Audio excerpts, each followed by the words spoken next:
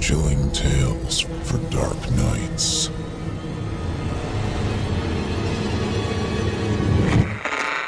Want to make sure you never miss a Chilling Tales for Dark Nights video again? Be sure to subscribe and hit that bell to turn on notifications.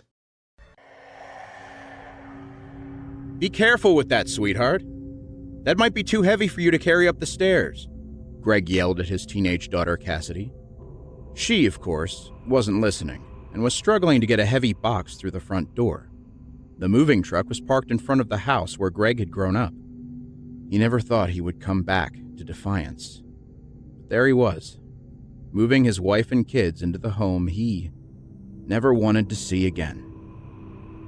Greg had been with his wife Jasmine for 18 years.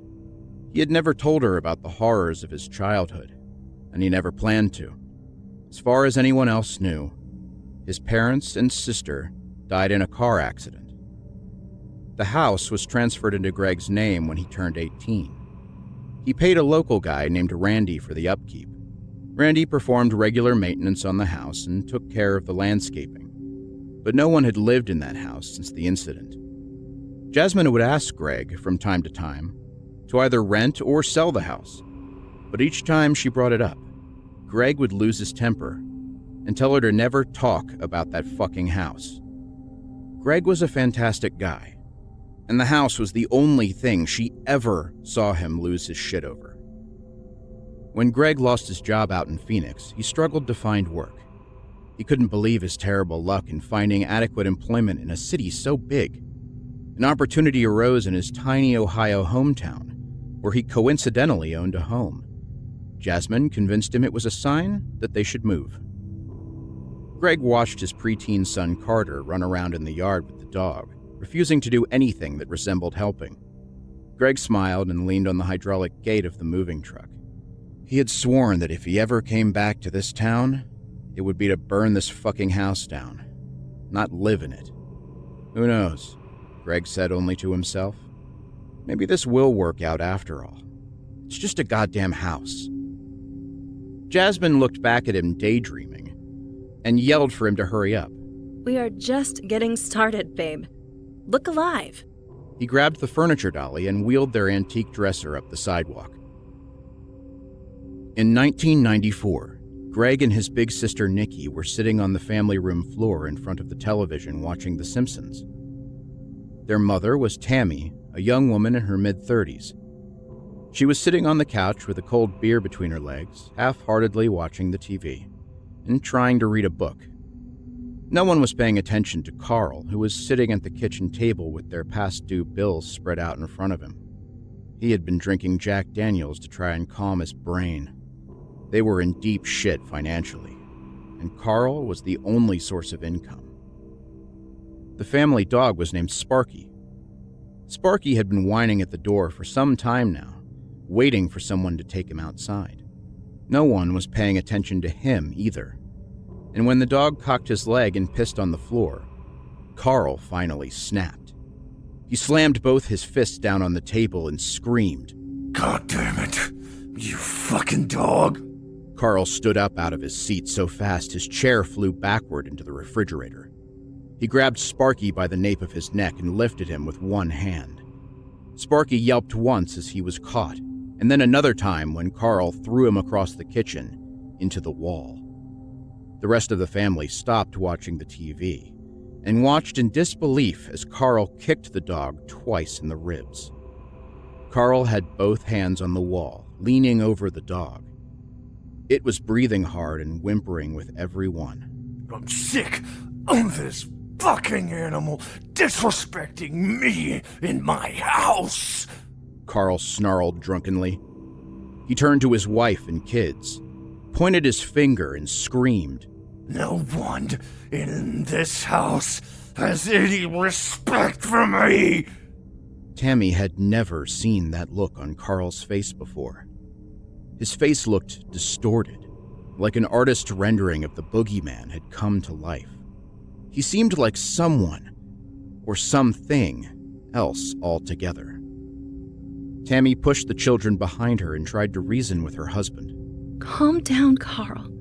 I don't know what's gotten into you, but whatever it is, We can work it out. Please, talk to me. Fuck you, you fucking bitch! Saliva webbed between Carl's dry, cracked lips. His mouth sounded full, like he had cotton balls shoved in his cheeks or his tongue was swollen. His voice was thick and abrasive as he struggled to get the words out. You're the worst of them all. It's always up to me to fix the problems around here. And right now, this dog is a fucking problem. Carl picked up the dog and took it out back where he would typically chop wood for the fireplace. Sparky continued to whimper as Tammy and the kids followed Carl out the back door. Carl laid him down on the tree stump and grabbed his axe. He looked at his family and pointed the axe at them. Frozen with fright, all they could do was watch. This is what happens! Carl growled and coughed, then started over. This is what happens when you disrespect me! He lifted the axe high above his head and grunted as he brought it down across Sparky's neck. The dog gave one last cry before he was silent forever. Carl was in a rage-induced trance and wouldn't stop hacking at the dog. Sparky's head had fallen into the grass, and he seemed determined to pound the body into mush. Blood splattered Carl's face, the fence around their yard, and the back of the house. Tammy finally got her wits about her and grabbed him from behind. That's enough, Carl. Jesus Christ. Carl felt her arms around him, and he gave in. He allowed Tammy to pull him away from what was left of the dog.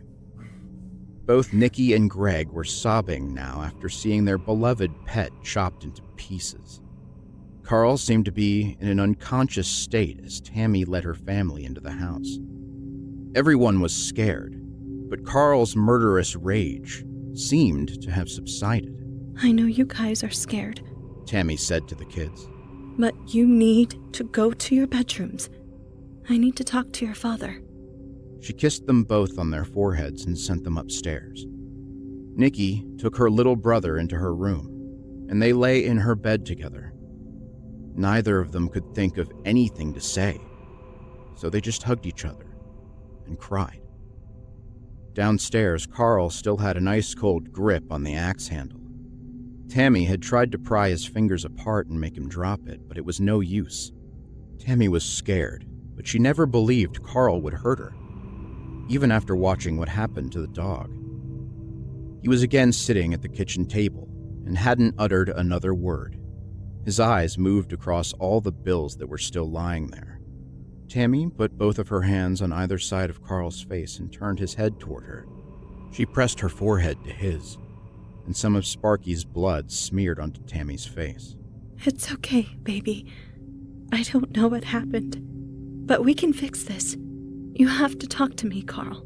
Something about what Tammy said woke Carl from his trance, and he shoved her backward. Don't you fucking tell me what to do, bitch. This is my house. Spittle flew from his mouth onto Tammy, and a strand of drool made a slow descent down his chin. He slowly stood up and methodically walked toward his wife with malicious intent. Nikki and Greg had heard the yelling and sneaked down to the bottom of the stairs in time to see their mother put her hands up and scream. Carl! No! What are you? She couldn't finish her sentence as he brought the axe down onto her. The first blow of the axe struck her in the forearm and got stuck. Tammy screamed as Carl put his foot on her face for leverage and pulled the axe out of her arm. He raised it over his head again and drove it into her skull. Blood sprayed everywhere, including the kids watching at the bottom of the stairway. Nikki let loose a blood-curdling scream, and Greg just stood in place, unable to breathe or move. Nikki ran up the stairs as Carl struggled to pull the axe out of Tammy's head. Carl finally had the axe loose and followed, not even acknowledging little Greg just standing there. Nikki shut her bedroom door behind her, but the door didn't have a lock. Carl quickly kicked it open and saw his daughter cowering in the corner. Nikki was about to turn 16. She often talked with her dad about him taking her out to practice driving. He had let her drive around the block a few times, with the understanding that she could not tell her mother. Even though she was only a sophomore in high school, she had been invited to prom by one of the upperclassmen. She was excited and asked Carl if he'd come along when they were shopping. Nikki tried on a multitude of dresses, and when it came time to choose one, she chose the dress that her dad liked the most. When she was younger, her dad would tuck her in almost every night, after telling her stories and singing her songs. She cowered in the corner as her dad approached, covered in the blood of her mother and dog. She saw no love in his eyes, and he showed no hesitation as he hacked his baby girl to pieces. Greg had forced himself to go back up the stairs with thoughts of trying to save Nikki. Unfortunately, all he could do was stand at the doorway and watch the murder of his sister. Just like with the dog, his father did not stop chopping until her head had been detached from her body. Greg watched as Carl picked up Nikki's head by her hair. He turned and looked at Greg and said, "Go to bed, Gregory. It's past your bedtime." Then Carl laid down in his daughter's bed, cuddled her head close to his chest, and fell asleep. It was dark now. Greg and his family had moved all they could into the house for the night. They were all exhausted. They hadn't been able to put the beds together yet, so they all had put their mattresses on the floor of their bedrooms. Greg had just told Carter goodnight, and he walked across the hall to Cassidy's room. She already had her light off, but he could see the glow from her cell phone, so he peeked his head in. She didn't stop texting to acknowledge her dad. "This used to be my bedroom, Cass. You know that?"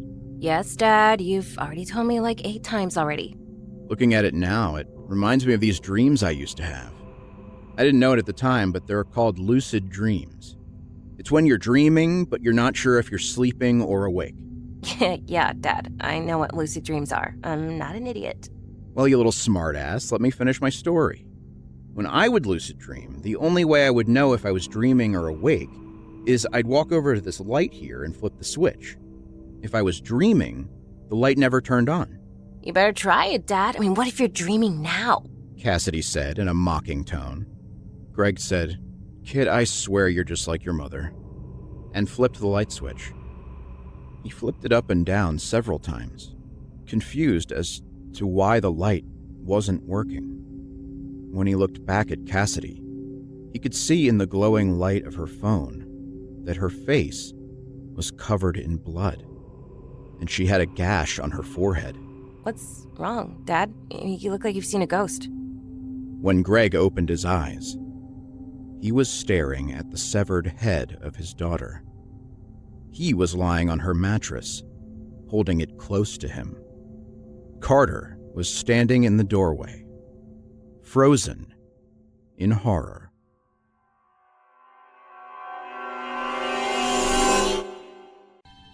I hope you enjoyed Lucid, as written by Buzz Parcher and voiced by Kyle Stroud, Jesse Cornett, Heather Thomas, and Melissa Medina. To find more of author Buzz Parcher, visit simplyscarypodcast.com/Parcher, spelled Parcher, and you'll be redirected to his author profile on creepypastastories.com. And don't forget to check out his book Rotten on Amazon.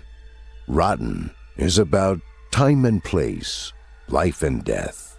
None of these are absolutes for Igor Rotten. Igor exists between the cracks and crevices of reality, only to infinitely suffer through one horrible life after another.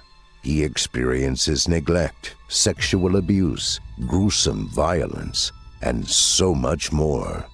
A loving family and a chance at happiness ultimately costs him another lifetime in a purgatory of crippling loss. Thanks to the Grinder Man, his memories of previous lives fade, but the pain and misery is alive and well within the scars of his stitched-together soul. From a shitty little town in Ohio, all the way to Armageddon, Igor suffers the worst of what life has to offer, over and over again. If you enjoyed Mr. Cornett's performance, you can hear more of him on the Chilling Tales YouTube channel, as well as on the No Sleep podcast, where you can hear his vocal performances as well as production. Kyle Stroud's work can be found at his website at kylestroud.com. That's KYLESTROUD.com. And as a reminder, voice actress Melissa Medina's work can be found on the official YouTube channel of Chilling Tales for Dark Nights, as well as on her website, hearmelissa.com. That's HEARMELISSA.com.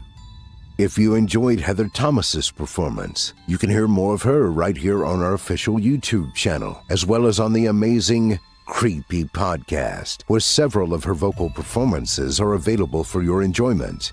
If you check her out, be sure to give her performances a thumbs up, leave a kind word, and tell her you heard her here on this program and that Steve sent you. It would mean a lot to me.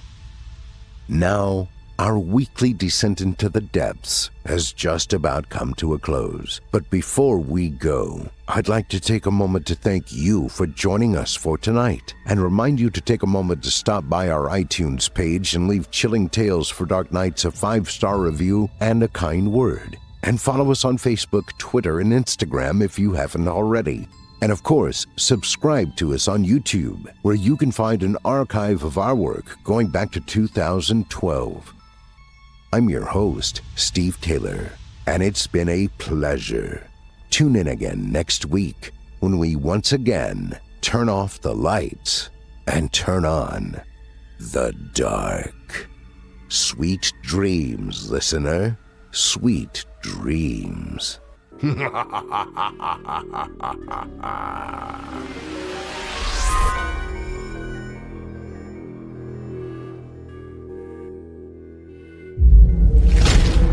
Chilling Tales for Dark Nights.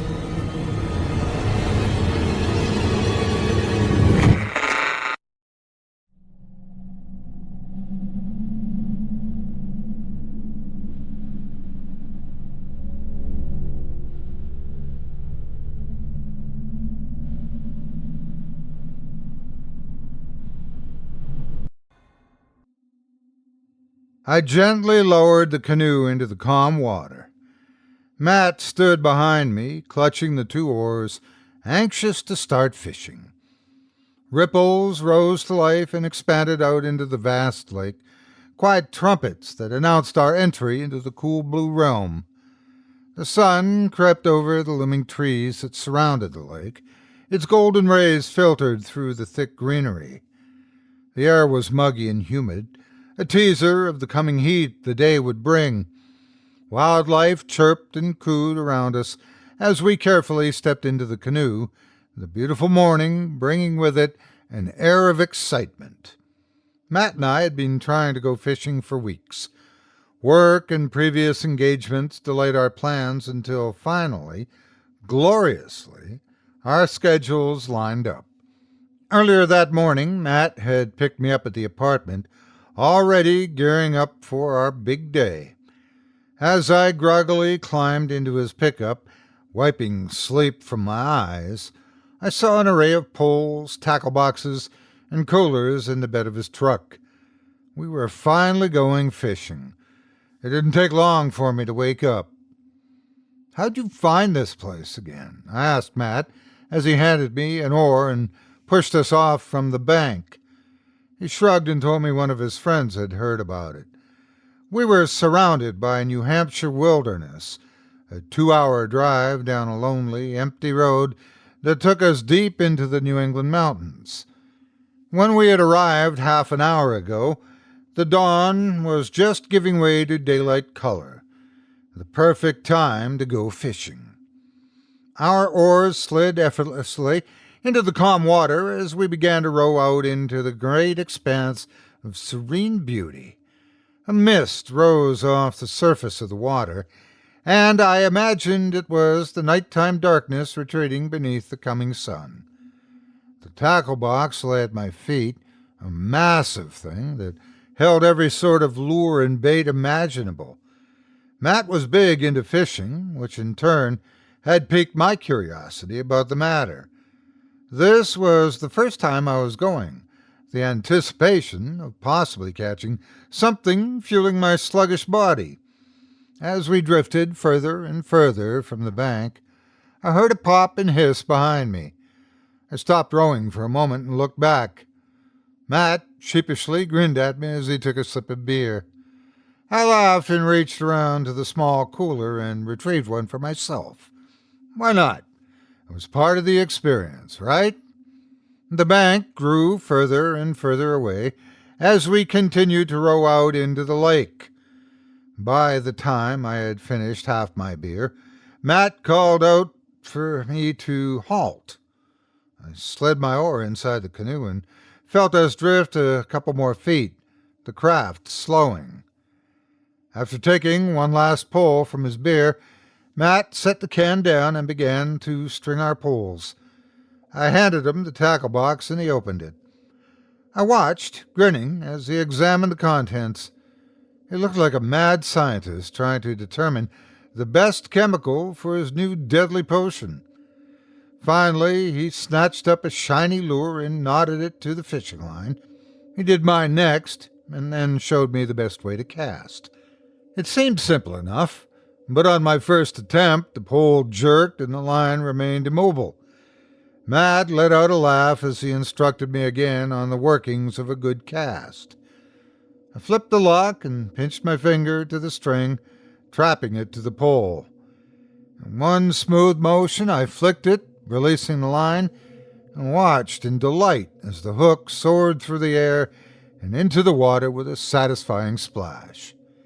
Matt slapped me on the back and turned to cast from the other side of the canoe, and then we waited. We sipped our beer, tasting unexpectedly delicious in the early hours, and chatted idly. Every so often we'd reel our lines back in and recast.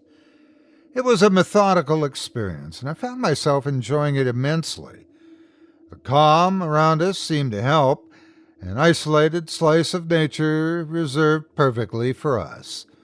The sky melted in brilliant color as the sun continued to timidly climb the sky. Morning birds chirped in conversation from the distant shore, and I cracked open another beer. As I took my first sip from the fresh can, I noticed something on the far bank. I squinted and tried to make out what it was. It was by the water's edge, a lone, tall smudge of darkness.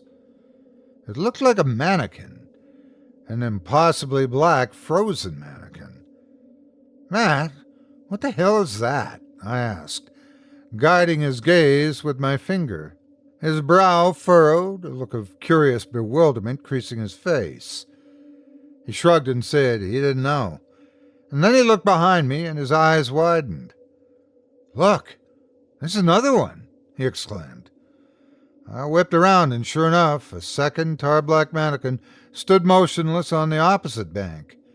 It creeped me out, the strange display in direct contrast to the nature around us. I swallowed and began to reel in my line. As I did, I scanned the entirety of the shore, my eyes working like a spinning radar, searching for abnormalities. There were 4 of them, all on opposite sides of the lake. They just stood right at the water's edge, like they were watching us. Matt was shaking his head, cracking open another beer of his own. He didn't seem as weirded out as I was, but that was just his nature. In all the years of our friendship, I was always the cautious one. And from deep inside me, I knew something was wrong. Suddenly, just a couple of feet from our canoe, the surface of the lake rippled as something broke the surface. The noise captured our attention, and both of us turned to address the sound. "What is that?" I asked, leaning forward. It was round and glowing, an abnormal shade of yellow, almost like a light bulb.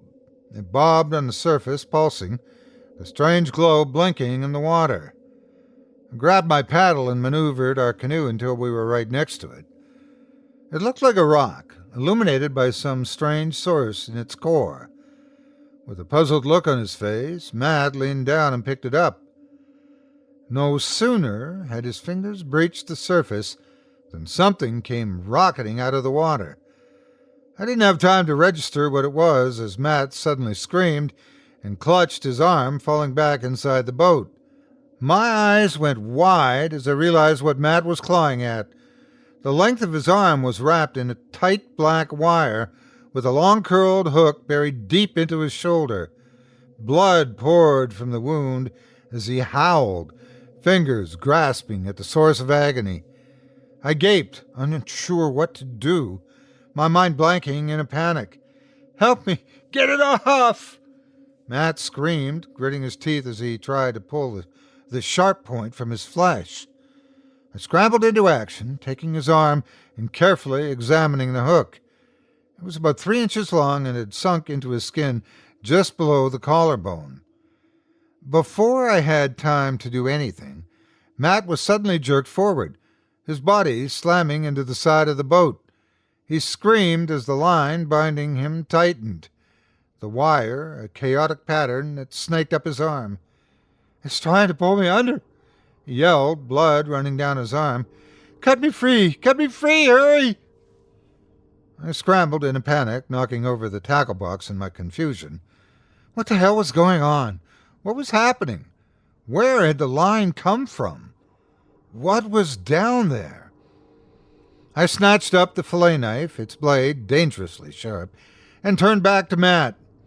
He was bracing himself against the side of the boat as the line continued to tighten. Angry, bloody lines began to form along his arm as the wire ate into his flesh. "Hurry!" he screamed, spittle flying from his lips, tears forming in his eyes. I snatched the dark wire and slashed the knife across it. The blade bounced off harmlessly. Breathing heavily, trying not to go into hysterics, I tried again. The result was the same. The knife did nothing. "No, no, no, no!" Matt howled as his strength suddenly gave way.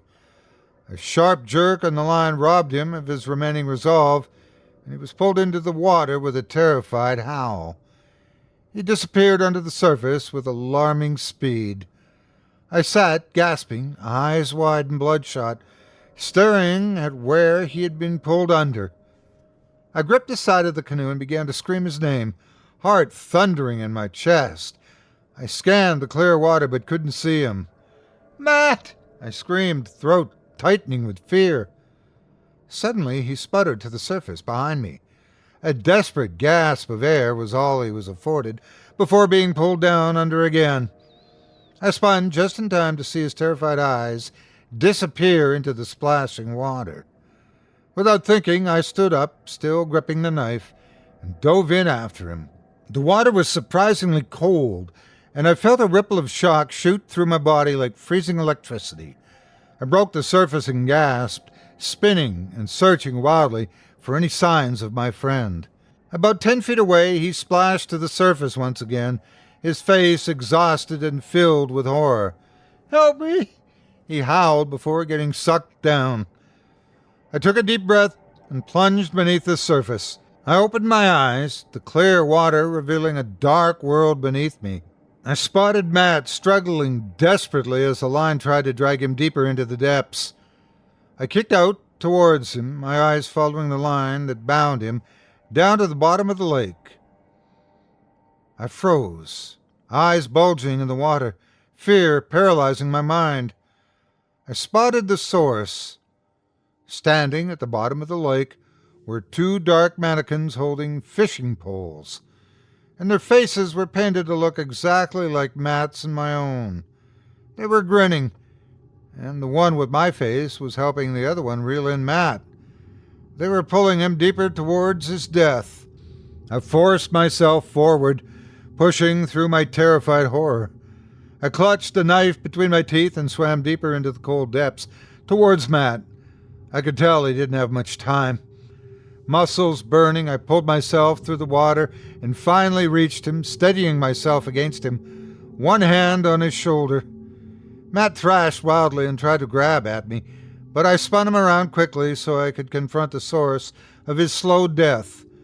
I gripped his shoulder and tried to wedge the knife between the hook and his flesh, but as I did so, I realized that it wouldn't matter. The tangle of line that wrapped around his arm was keeping him under just as much as the hook was. I began to feel my chest ache, and I realized I didn't have much air left. My lungs groaned for oxygen, and I could hear my heartbeat growing louder in my ears. I knew if I went up for air that Matt would die. I looked down and saw the mannequins fighting against us 30 feet below. The one that had my face smiled at me, and I felt cold evil swirl around us. I had a decision to make. I looked into Matt's fading eyes and gripped a knife. I began to cut his arm off at the shoulder. Blood diluted the water around us as Matt's muted screams echoed in my ears. I gritted my teeth, shock pumping through my veins as I hit bone, jaw popping with effort, chest now screaming for air. I sliced through, my muscles aching. And then suddenly, Matt was free. His head rolled aimlessly in the water as consciousness abandoned him. Darkness crept into my vision as I wrapped my arm around his body and jetted us toward the surface. My heart crashed into my head, begging for air, and my brain fired as much adrenaline as it could muster through my exhausted body. Struggling against the coming blackout, I looked down at the mannequins.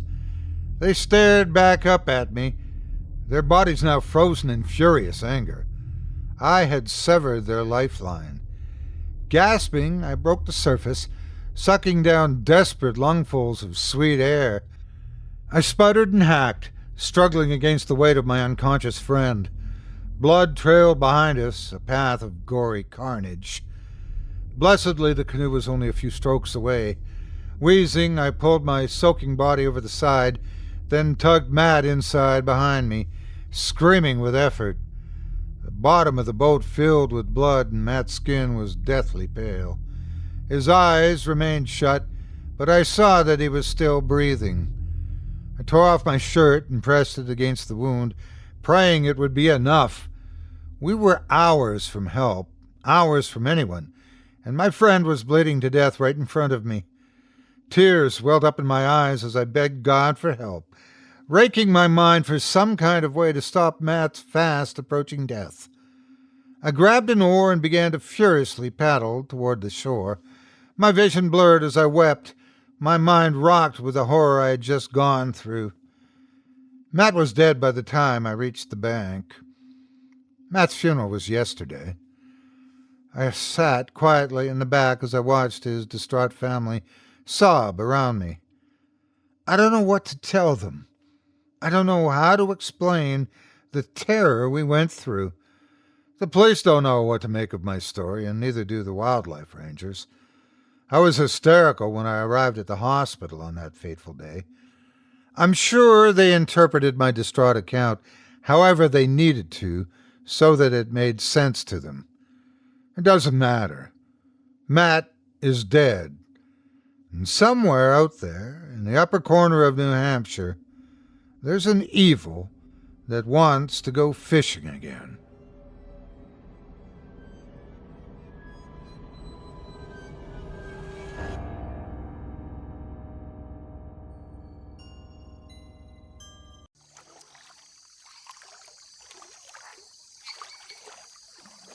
A dozen torches cast an orange glow on the thick layer of fog resting atop the marshy bayou.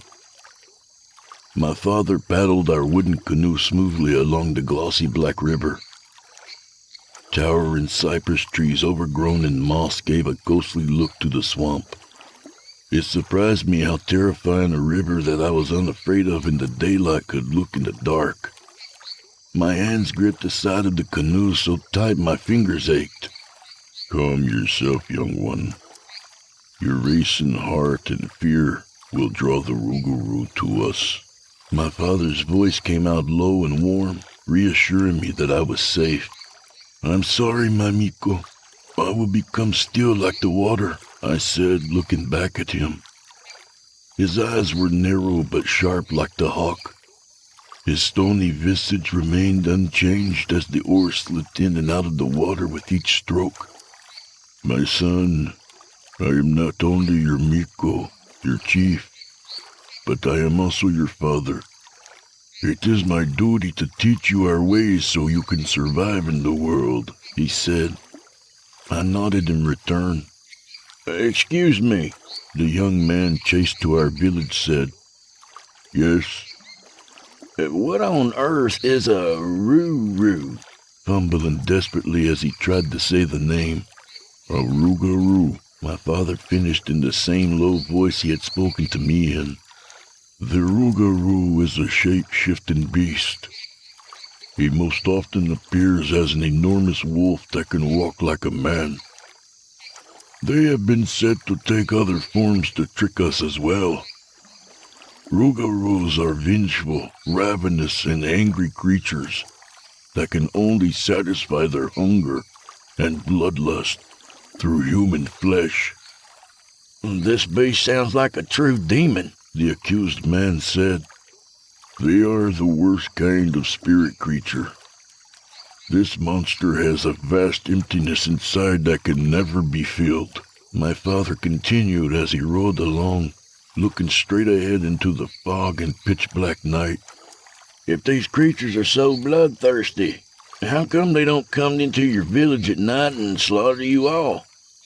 How do you know they're real, and not some foolish legend passed down during your evening stories? The young man twisted and wiggled as he winced. The ropes Mayor Mercier used to bind him were chafing his wrists. The shaman, our high priest, has placed talismans on the trees surrounding our village. These keep the creature at bay. At night, we see their glowing red eyes peering around the trees. They howl like any ordinary wolf, but they also imitate the cries of small children. They attempt to turn our compassion against us, to lure us to our death. Beads of sweat dotted the prisoner's forehead. That sounds like a ghost story you would tell kids to keep them from wandering off in the dark, he said, gripping his knees tight and trying to contain his fear. I don't think you understand, stranger. Whether you believe in them or not makes no difference. If they catch you, they will devour you. My father leaned forward and pointed across the young man's face. His eyes followed along my father's arm and followed past his extended index finger. He searched the darkness for a second until he found a pair of glowing crimson eyes staring back at him from behind an old cypress. A dark mass outlined the creature. The young man jolted back so hard he almost threw himself from the canoe. My father grabbed the back of his shirt just before he tumbled out. What in the hell is that? He said, his eyes wide with terror. It is the Rougarou, and he has been stalking alongside of us for some time now, my father said, returning to his seat and rowing on, unaffected by the flesh-eating monster watching our every move. What if he jumps in the river and swims for us?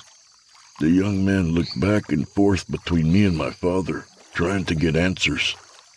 He twisted and pulled against the ropes binding him, panic creeping in. They cannot enter the water, I said, not realizing I had cut my father off and spoken out of turn. I'm sorry, Father. It wasn't my place, I said, lowering my head out of respect. He sat silent while the moment stretched on. Finally he spoke. Continue, my son. I looked up at him shocked. With a slight nod of his head, I continued. Water is a purifying and life-giving element. The great spirits blessed it. The Rougarou are dark spirits, To even touch the water would cause them great pain. If a rougarou were ever to completely enter the river, it would purify them into nothing and die. Pardon me, Chief, but don't we intend to reach land at some point? He said, dropping his hands in his lap and finally giving up on trying to slip free. About time you stop fidgeting with those ropes, you dirty thief. Mayor Mercier hollered from one of the canoes to our left. You better not let my prisoner get loose. You hear me, Chief? Virgil Mercier was the mayor of a small parish of people that just showed up one day. The priest talked about the time these strangers showed up back when they were young braves. They were somehow different from the people that traveled across the sea, but we never could figure out how. Mercier dabbed his forehead with a cloth of some kind as my father's most trusted general paddled their canoe. If he were to get free of his binding, where do you imagine he would go? Do you think he will jump in the river with the alligators?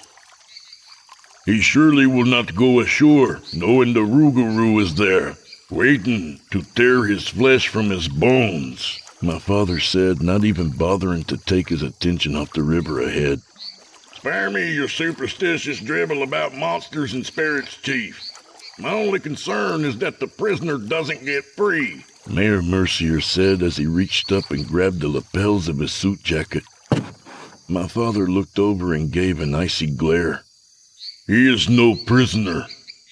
I only bound him to keep you from shooting him when you arrived. We will see which way his scales lean.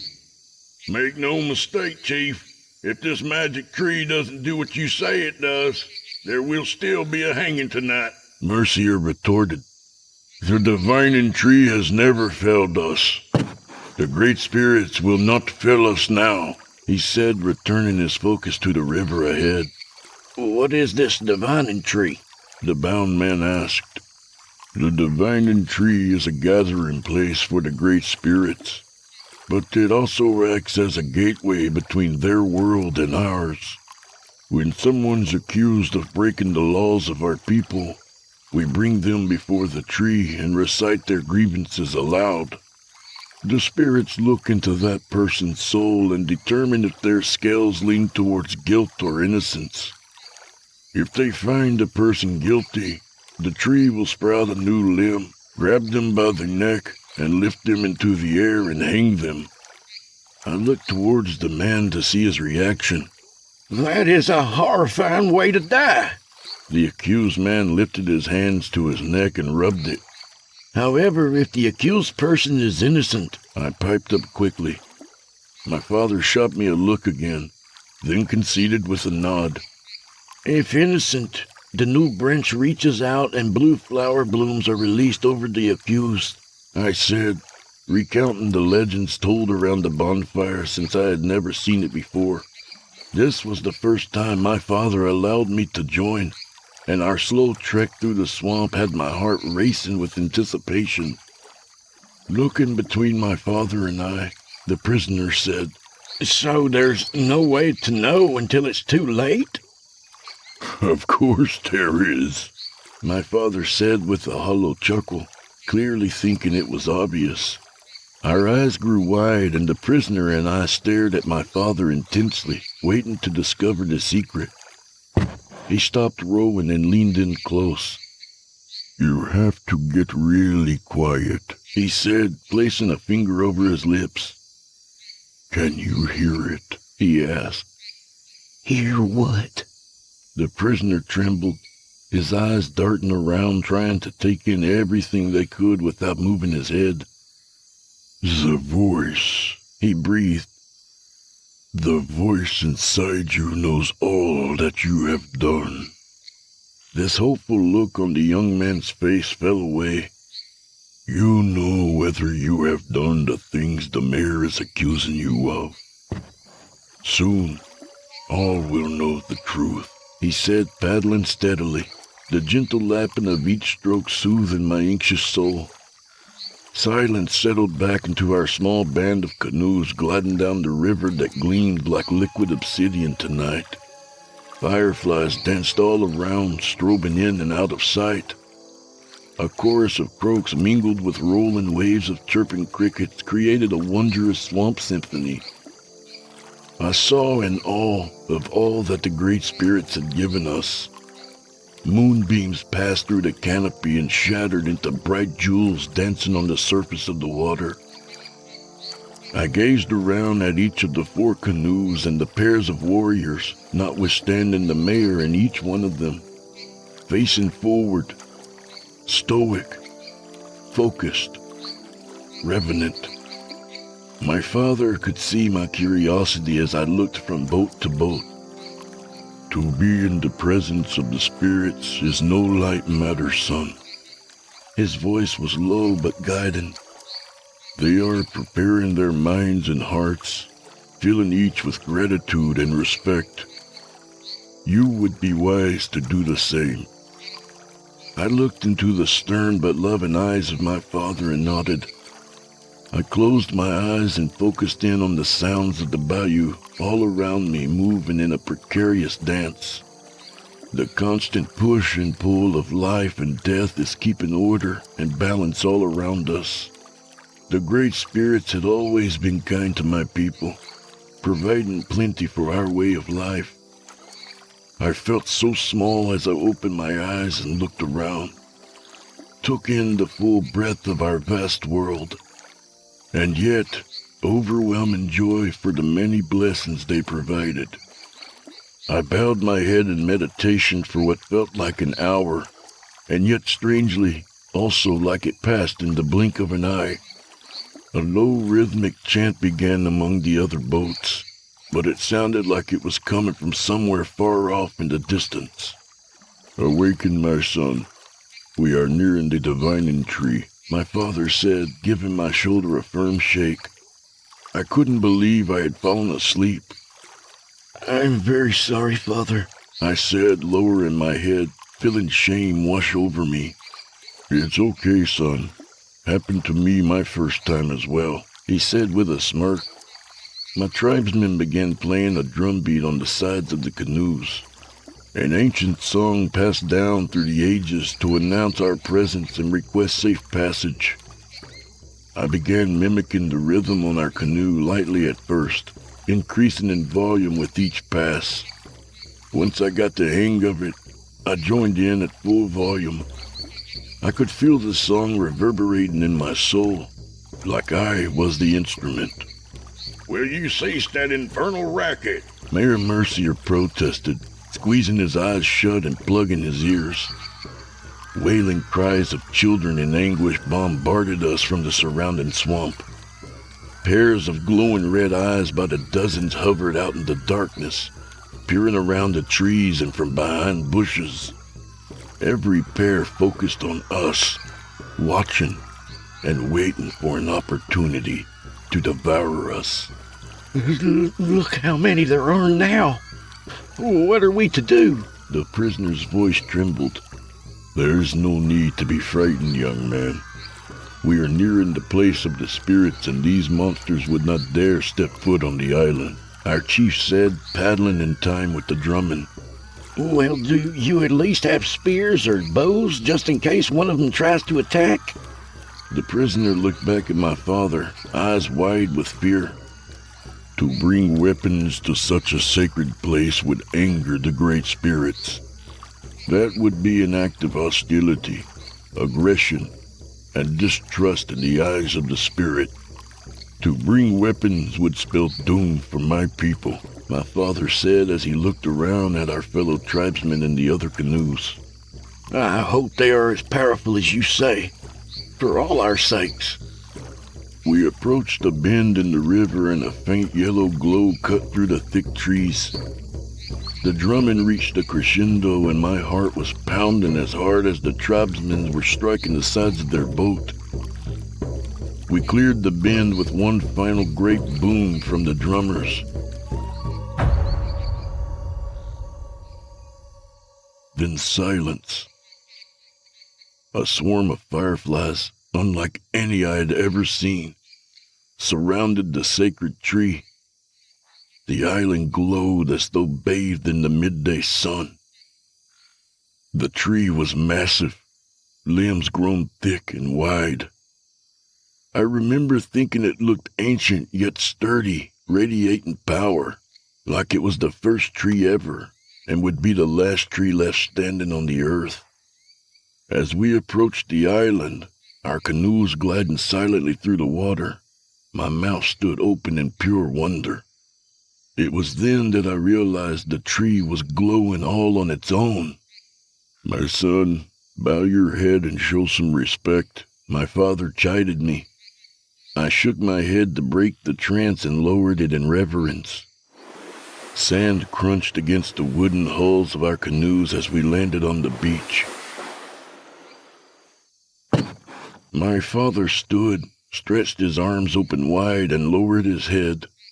"Great spirits, we come before you, seeking your permission to enter your sacred island. We are in need of your guidance." Brave chief, we grant you entry onto the island. Two voices twisted and tangled in harmony, echoing from everywhere. The fireflies glowed brighter each time the spirits of the tree spoke. We are ready to listen and provide any guidance we can. The voice felt like it was coming from in front of me and yet all around me too. My tribesmen pulled the canoes ashore, guiding the traveler to stand before the majestic tree. Looking up, there were beautiful bursts of flowers randomly adorning the branches. The colors were so bright and vivid it made my eyes hurt. However, some branches had bodies hanging from them in various stages of decomposition and assimilation into the tree. In some branches, faces twisted with pain and terror in the bark of the tree. These were the guilty souls that were now part of the tree. The traveler trembled and he surveyed this, no doubt wondering if the tree would find him innocent or guilty. "Mayor, are you coming to present your questions?" my father said, looking back at the canoes. "I'm not as trusting as you are, Chief. If the prisoner's to flee the bushes, judgment, do not insult the great spirits. You are in their domain, and you will give them proper respect," my father growled, puffing his chest out. "Thank you, great chief. If standing in the canoe makes him feel safer, it's fine. It makes no difference. Let us hear about the young man before him. Step forward and state your name." The Great Spirit said, "Hello, Great Spirits." His voice trembled. I don't have one. I never received a name. The boy, kid, or orphan is what I was called. I was the product of a plantation master and a housemaid. When my mother learned she was pregnant with me, she informed him and he cast her out onto the streets. She scraped to get by, begging for food or money to help keep her alive for one more day. I was born in some dank back alley on a chilly autumn evening. From the moment I entered the world, she saw me as the physical embodiment of her shame. It was my fault he threw her out onto the streets and was forced to beg. Nothing I could ever do would make her see past that. She allowed me to live with her for the first couple years. After all, having a small child with puppy dog eyes practically pulled money right out of people's pockets. As I grew, my mother spent less and less of her money on food and more on alcohol. She grew increasingly violent with each passing day until one cold winter night, I'd knocked over her bottle of whiskey by accident.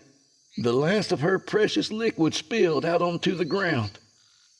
She raised the empty bottle over her head, and I swore she meant to use all of her pent-up rage and loathing to smash it down on my head until it shattered.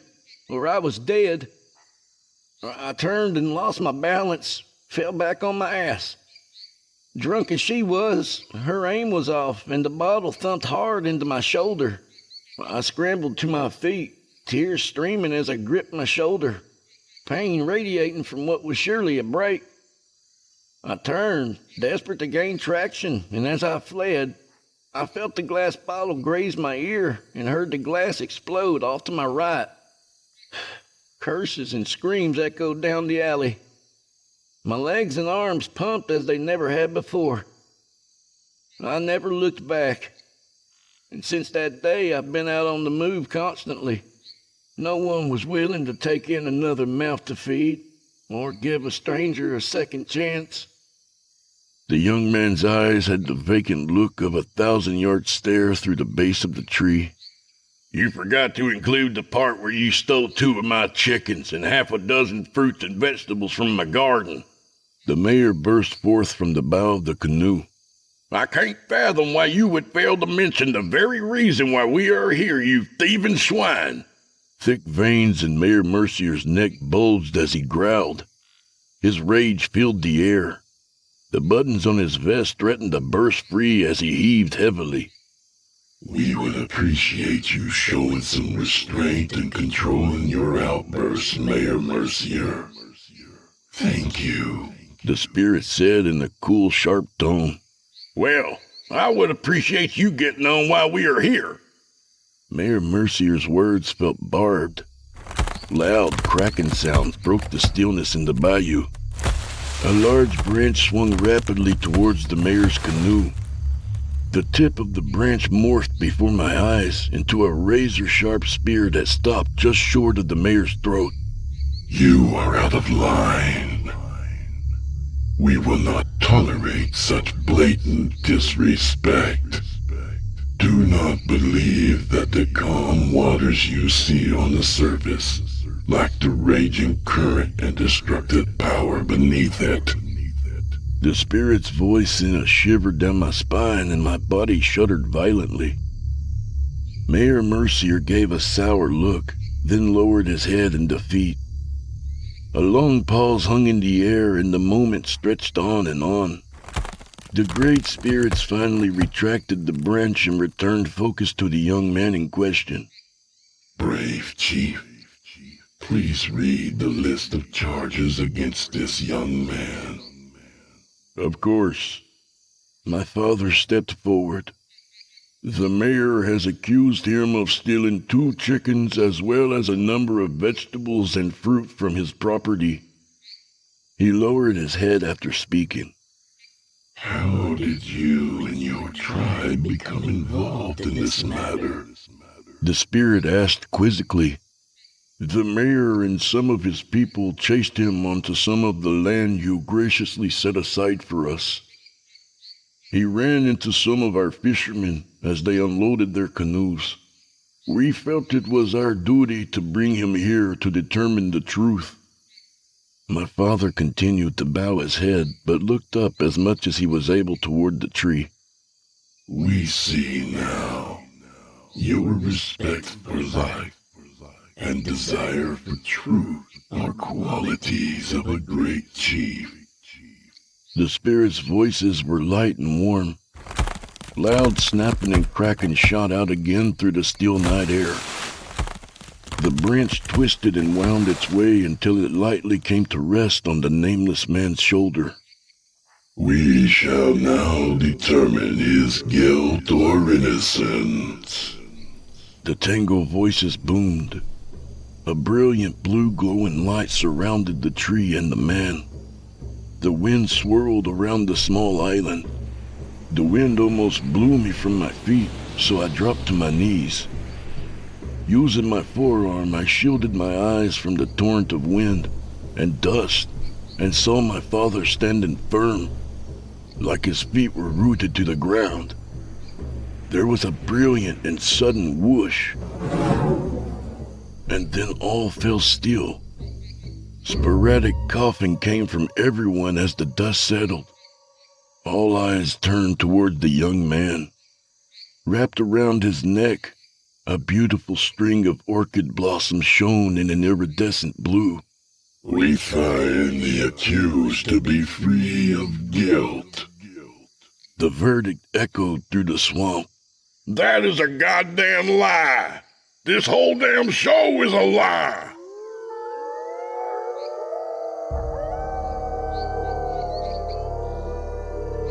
A cacophony of howling burst forth from the surrounding forest. I suddenly became aware of dozens and dozens of glowing red eyes all around us. I will have your head, the mayor said, his voice deep and demonic, as his body began to pop and crack, jolting and twisting unnaturally in ways I had never seen before. As his hair grew, his body grew as well. His clothing tore as he rapidly outgrew them. His face grew large, pointed ears and a long snout with daggers for teeth.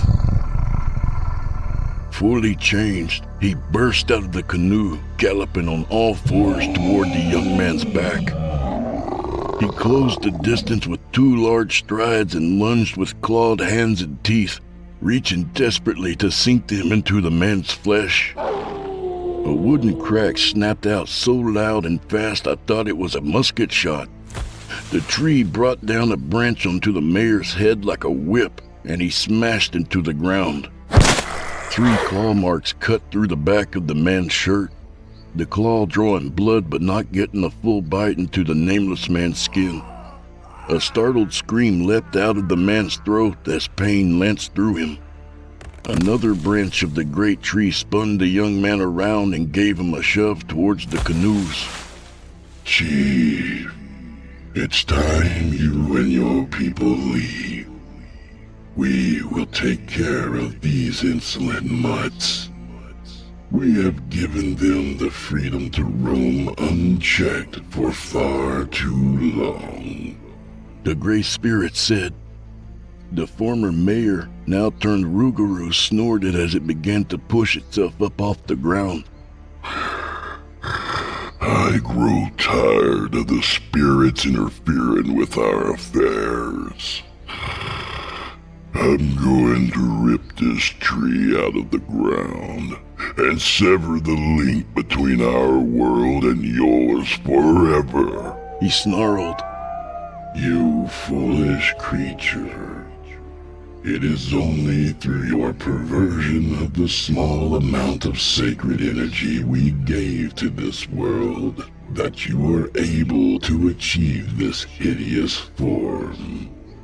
You and your village of Rougarou have become a canker on the flesh of this land.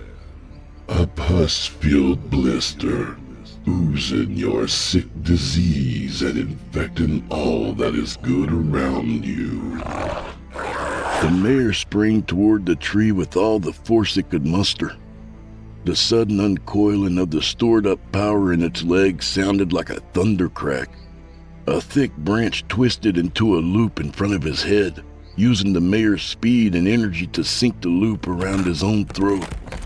Mercier tried ducking his head like a turtle, but it was far too late for that. The tree limb moved like an enormous snake, adding more coils around his body. The dagger tip of the branch pierced his neck deep enough to inflict pain, but not to kill it. A loud canine whimper managed to escape before the branch really clamped down on his throat. I stood in awe of the epic battle between gods and devils taking place before me. The mayor gave another whimpered call, and a chorus of howls came from the surrounding land. My father grabbed me by my vest and dragged me towards the canoe. They're coming! Get in! He yelled, hurling me towards our boat. Scrambling to keep my feet under me, I managed to clear the edge and dove in with a painful crunch. As my father's hands clamped down on the front edge and pushed us free of the beach in a full sprint. He tucked and rolled into the canoe, snatching a bow in one hand and slipping a quiver full of arrows over his shoulder in one fluid motion. Sitting up, I looked around to see warriors from each boat standing ready with an arrow drawn. My mouth fell open. Father said we couldn't have weapons near the great tree. The Great Spirit warned our high priest that they sensed great danger. They insisted we bring weapons but not to reveal them unless the evil showed itself. He knocked an arrow and drew back, ready for whatever came next. Mercier clawed at the wooden serpent wrapped around his neck. He tore at his bonds, ripping chunks free, the tree healing itself with astonishing quickness. The mayor's glowing red eyes bulged as the branch constricted around his throat. A multitude of howling and wailing reached a crescendo as dozens of Rougarou launched themselves from the trees and came raining down on the island. New spear-like branches shot out of the beautiful green treetops, piercing most of the beast through the chest, stomach, or skulls before they hit the ground. One of the lucky few that made it to the ground turned its attention towards us. It locked on to my father, and in one powerful move, it leapt toward our canoe. My father's arrowhead moved towards the beast. Tracking it through the air, he loosed the first arrow. His hand snatched the next with the trained precision of a master warrior. Two more arrows plunged into its chest in rapid succession. The creature made a desperate last attempt with a swipe of its clawed fingers but missed the front of the canoe and hit the water.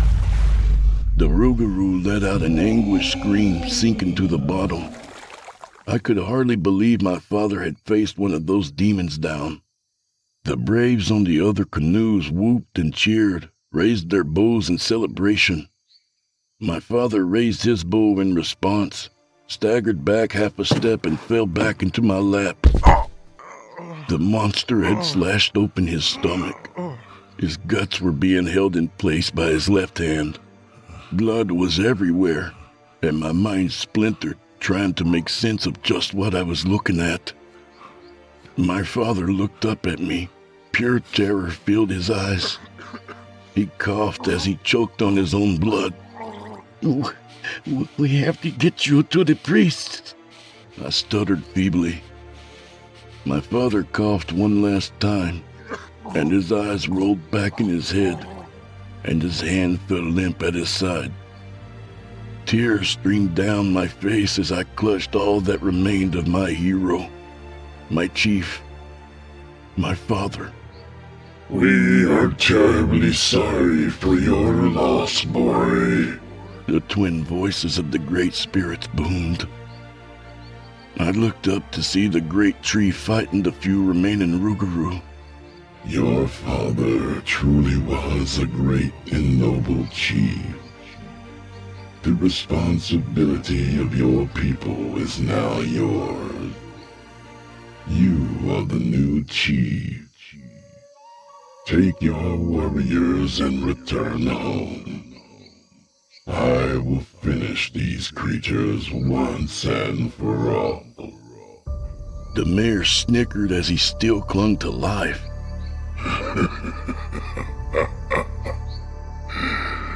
You're the imbeciles if you think this is all of us. Stubborn creature. We weren't aware you were still alive. It is actually you that is idiotic, blinded by pride. You believe the rest of your pack is safe in town, but our roots are connected to the entire swamp. Our reach extends well beyond your town. No. Mayor Mercier's eyes went wider. My wife and daughter are innocent. Leave them out of this. His voice strained against the branch's grip. Since when has innocence mattered to you and your kind? The Great Spirits growled. Only a short time ago, you tried to attack that young man, after we declared him innocent.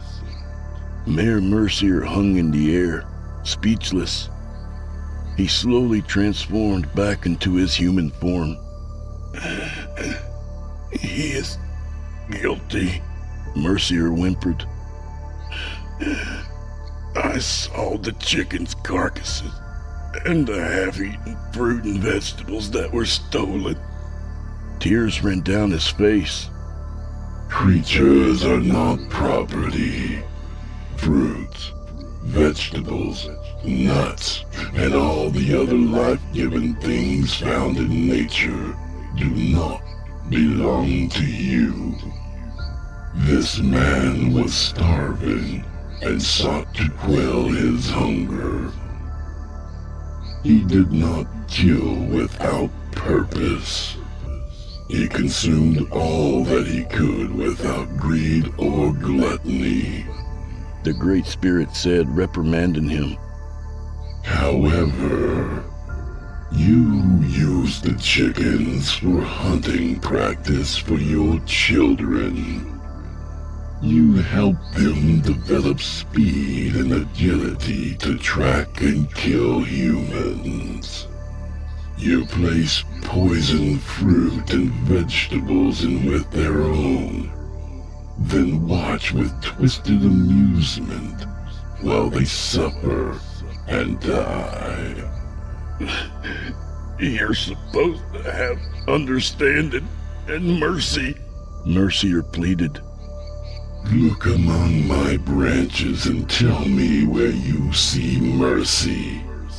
The Great Spirit retorted. Mercier looked up to see so many of his people impaled or hanging with broken necks.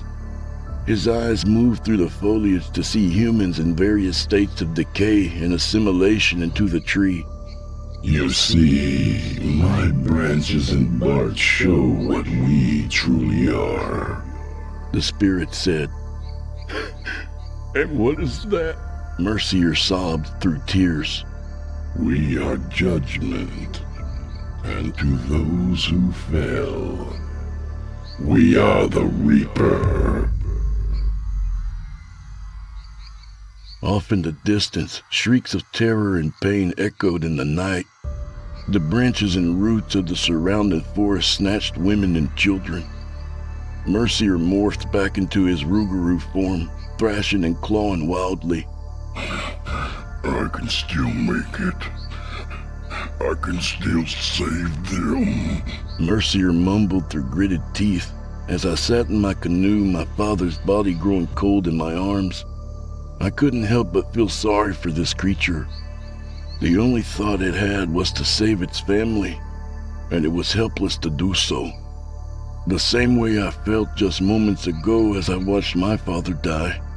I wanted to hate it, and all of them, but somehow I couldn't muster the anger. Enough! The spirits' intertwined voices had the whip crack of a raging bonfire. Your wife and daughter are dead, Rougarou. I felt their necks snap between my branches. Mercier jolted to a stop and relented. He howled loud and long, then wilted in the wooden noose. The screams in the distance diminished, and there was silence again. Everything was still. The time of the Rougarou was over. Only one remained. When your people first discovered me, Mercier, they had a song about me. Once they realized what we really are, it went something like this. Are you going to the tree? It judges all who come, for all the world to see. Strange things will happen, but no stranger will you see. Then all the souls bound in that hanging tree. Enough. Mercier sighed. Just end it already. Very well, they said.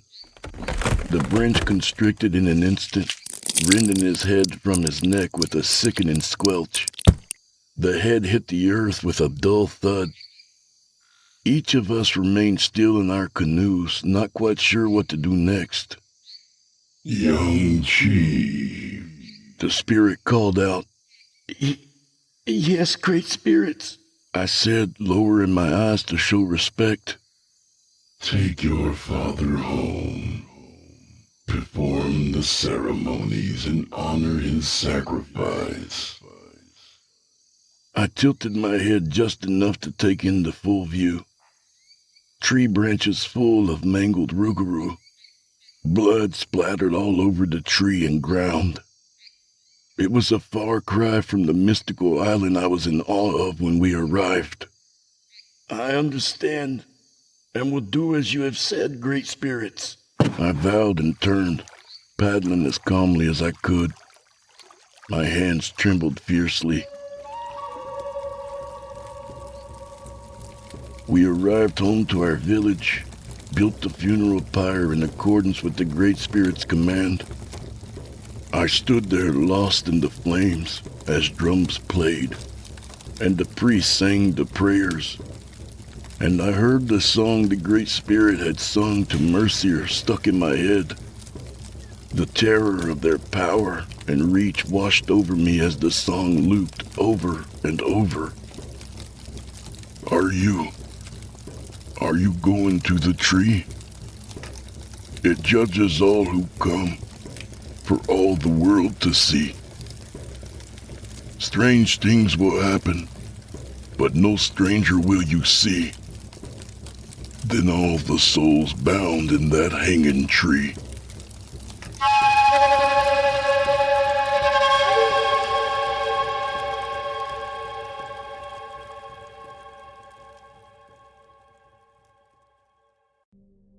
One, 243 miles above Earth. Ivan Babachev sat quietly staring through the portal, his blue eyes fixed on the distant planet he called home, Earth. His communication laptop sat blinking on the small desk next to his liquid lock drinking cup of what I imagined was his usual black tea. There was no odor to hint at this because it wasn't possible to drink from an open cup. I'd learned what his favorite drink was through conversations and watching him prepare his morning provision.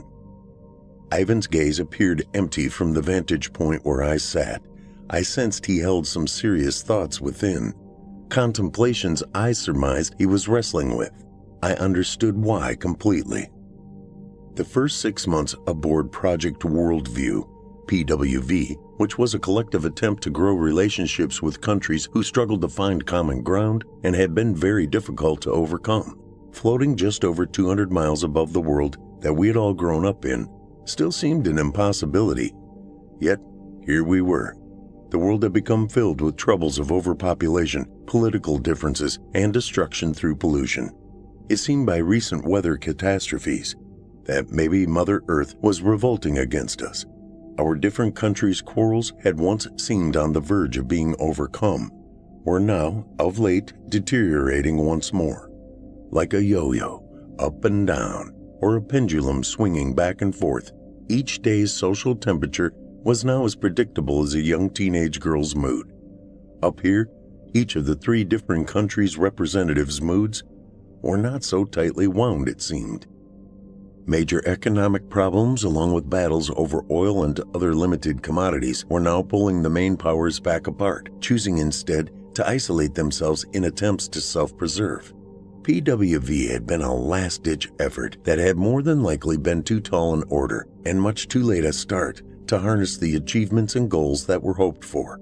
After all, we were only the 3rd scientist/astronaut teams arrived and settled to be sent so far.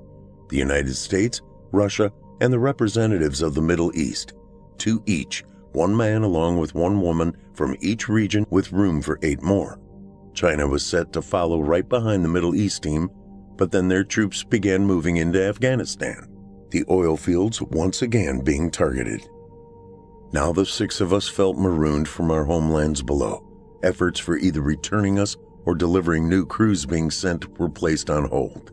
Tensions grew from the expected effects of close living quarters now as we were collectively wondering what would become of this floating shared retreat, with our counterparts disagreeing in most all ideals. In the beginning, I had wondered how I myself would react to the change in atmosphere and how all the different forms of everyday living would affect me. Lack of gravity, restroom challenges, eating, even movement in general, was a harsh deviation from what we were used to on Earth. Throw in the mix of people from other countries that have stark differences in religion, politics, etiquette, you name it, it of course could very easily cause, well, a living hell. Let alone the different sexes housed in such tight quarters, i.e. hormones and estrogen and testosterone. Ivan and I were able to become friendly, finally. It was a forced intention on both of our parts, I'm sure, but we now spoke openly and kidded around with each other without leading to fisticuffs. Violence of any kind was not tolerated on PWV. We were basically on display for the world to see as cameras ran 24/7. We were expected to show how we could and should get along to work out these global challenges we were all faced with back on Earth. Talks convening back home had not been going well. Up here looking down on them, well, we were excelling right now. We all had been dreading China boarding the project, but we would see it through, when and if they should arrive. They were the latest aggressors with intentions being very secretive, pulling out of world peace talks and breaking bilateral agreements. Soon, the UK, North Vietnam, Korea, and Canada were scheduled to arrive on board. Now, though, everything was on hold. We hadn't even received the latest rations delivery. We weren't in any dire straits yet, but we were all beginning to ration things more carefully. I sat close enough to Ivan, I noticed the flash of worry across his face. I suspected it came from the day's communique from his superiors, the one that the flashing light gave away on his laptop. His look of seriousness displayed within his eyes sparked a worry that seemed deeper than usual. His counterpart, Elizaveta Agapov, sat behind him and to his left. Her eyes bounced between Ivan and me. My female counterpart, Lexi Towers, had intimated that Elizaveta was interested in me and had been asking questions about my state of relationship. I had laughed it off for weeks, but when we literally bumped into each other at the entrance into the personal quarters corridor, PQC, I'd realized Lexi had indeed been correct. 2. Spoken in Arabic. Tarek Badawi leaned into Fatima Farsi's ear and quietly spoke. "This place is the White Devil's nest, Fatima." He shook his head with disgust. "We should return to Amman as soon as possible, before we are drawn in too deep within the den of sin. Allah is very displeased by all of this." "Tarek, we must kill these demons and take their tongues as trophies before we return. Otherwise, would suggest our cowering defeat." "World peace? Bah!" Tarek's dark eyes reflected his disdain for being sent here in the first place. "Do we die here, or do we choose to die in our homeland? The end is on its set course as we speak." "Tarek, we cannot sit and wait for such things to happen. We were chosen for a much more important reason than to just come here and watch from above like an albatross, like the carpet viper's venom. We must also kill from the inside out. Woman, do you truly stand here in my presence and presume to tell me what our purpose here is? You would be stoned for such arrogance if we were back home." Tarek's eyes narrowed as he lifted them upward. "Allah, one true God of all, how shall I admonish Fatima for showing such contempt and scorn towards me?" "Oh, Tarek, are you not aware of the changing world we now live in, up here in this community of sharing and love that we have entered?" Fatima guffawed. "All I would need to do is scream rape, and you would be crucified by any of the other infidels aboard. Put out of the base and into space." She grinned coyly. Tarek's eyes tightened and instantly became hotter than red glowing branding irons. "You cannot live in two worlds at once, Fatima, enjoying Allah's way in one world and the devil's in the other. A woman's legs parted that distance opens her up for much deserved pain. And maybe the pain you imagine in your backward ways is actually pleasure in this new world we live in, amongst the lower creatures who live to gratify themselves with sins of carnal lust filled with sexual titillation, Fatima cackled. Your words of such heathenism are blasphemous against Allah, Fatima, and he will punish you for speaking to them so easily. Tarek pushed Fatima against the wall as he pushed his palm against his door entrance scanner, causing the door to slide open. We shall see how you handle a serpent of sin. The door to Tarek's personal quarters quietly slid to a close after throwing Fatima through. 3. Communication from Earth. I understand, Pavel. This is most unexpected. When will we cross into Ukraine? Yes, relations here have been adequate. How much time? Yes, I understand. We must claim final victory, Ivan. While my heart breaks for humanity, final dominion over our enemies is all we have left. This triumph of superiority has been laid upon your shoulders for our mother country. Yes, Pavel. Shall I inform Elizaveta of this vital knowledge?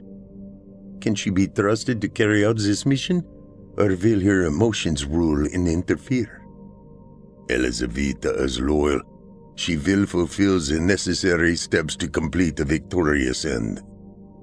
Ivan, they must witness the destruction of their worlds. This is directly from the mouth of President Putin. He wants the dogs to see their world devastated before they die.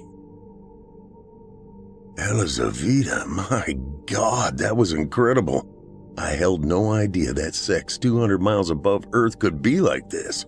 I glanced back out through the portal, seeing the blue and green orb hovering in the dark vastness. What will your comrade think of this connection we have made together? My comrade has no ties or hold over me. Besides, she's the one that told me you were interested in me. Rob smiled and then continued to grin. I'm sorry, I can't erase this smile that is plastered across my face. What does this plastered mean? I don't understand what you say. Is this good thing, this plastered? It's a wonderful thing. It means I want to do this again.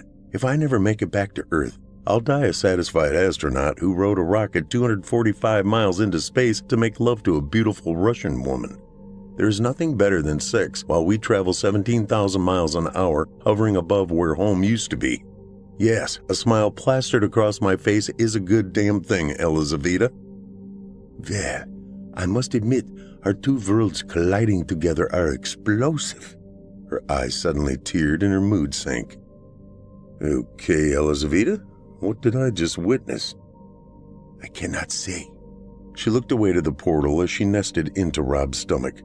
Ivan will be looking for me soon. You don't belong to Ivan, do you? Not in the way you are saying. Stay forever then, I said with a smile. Elizaveta tore her gaze away from the portal and turned to face me. Forever may not be as long as we think, Rob. Where did this come from? I asked. A tear squeezed from each eye and rolled into the air, hovering in between their faces. I was told to say nothing. She watched her tears as they hung weightless between them, but I don't think I can keep silent. 4. Eyes glued to the outside. Elizaveta could not keep her secret quiet from Rob. Ivan was furious with her. I trusted you, Elizaveta. You have betrayed not only me, but Mother Russia. What matter is it, Ivan? Their world is going to be destroyed. Mother Russia is soon to be no more. This is what we are to have. This world and these other 4 will survive. She refused to lower her head in shame. The president wanted us to be the final ruler. How will this be possible now? What miracle can give him all this now? The door slid open and in came Lexi and Rob. Ivan, We need to talk, Rob spoke. Yes, we do need to speak. Elizaveta glided around her colleague and approached Rob. This is almost unexpected. Ivan drew in a deep breath and held the rail as he turned to glance back out through the large portal to their world below. I was given orders, as I'm certain you now have heard. It seems it has come to the final hours. Vladimir wanted me to have you all watch the destruction and then put you down like dogs. But I now understand that Elizaveta has betrayed those wishes of our president. What good would that do for us? For you? Rob questioned. We will soon see if our countries are really so foolish with pride. The way I see it, this is a separate world, divided from the one outside that portal. This world will also end without that world to supply us. Ivan's eyes sank deep into his brow. 11.5 billion souls are about to meet their annihilation, and here we are, hovering above, waiting to see it happen as if it were a theatrical release of sorts, each wondering what should happen next with the spectators who hold no control. Should I fight to be the last alive to prove my loyalty to an ex-KGB monster who is going to push the button that begins and end of the world as we know it? Ivan turned away, unconcerned if he were in danger from Rob. He stared at the colorful orb they were racing around at over 17,000 miles per hour, a complete rotation every 90 minutes. It's beautiful, isn't it? He looked back to Rob. Elizaveta pulled herself close to Rob, taking hold of his hand and squeezing it tightly. It seems we have been part of a great experiment which no one will know the results. Ivan laughed. Does the world down there even know what awaits them? He guffawed coldly. He looked into Elizaveta's eyes, then over to Lexi and back to Rob. I'm a scientist, a cosmonaut, not a murderer or a presidential puppet. There was a series of flashes that lit the inside of the space station. Ivan snapped his gaze back to the portal. Oh my God, he actually did it. Rob, Elizaveta, and Lexi quickly maneuvered to portals where they could view what was happening. A series of brilliant explosions lit the surface of the Earth from one side and then the other. The brilliant blue, white, tan, and green colors began blackening in growing circles of dark bleakness containing fiery oranges, reds, and yellows. All sounds in the room fell silent. Blinding white edges almost instantly appeared sporadically around the outer edge of the planet. The colors began to dull very quickly as the Earth's stratosphere quickly filled with tons of airborne soot.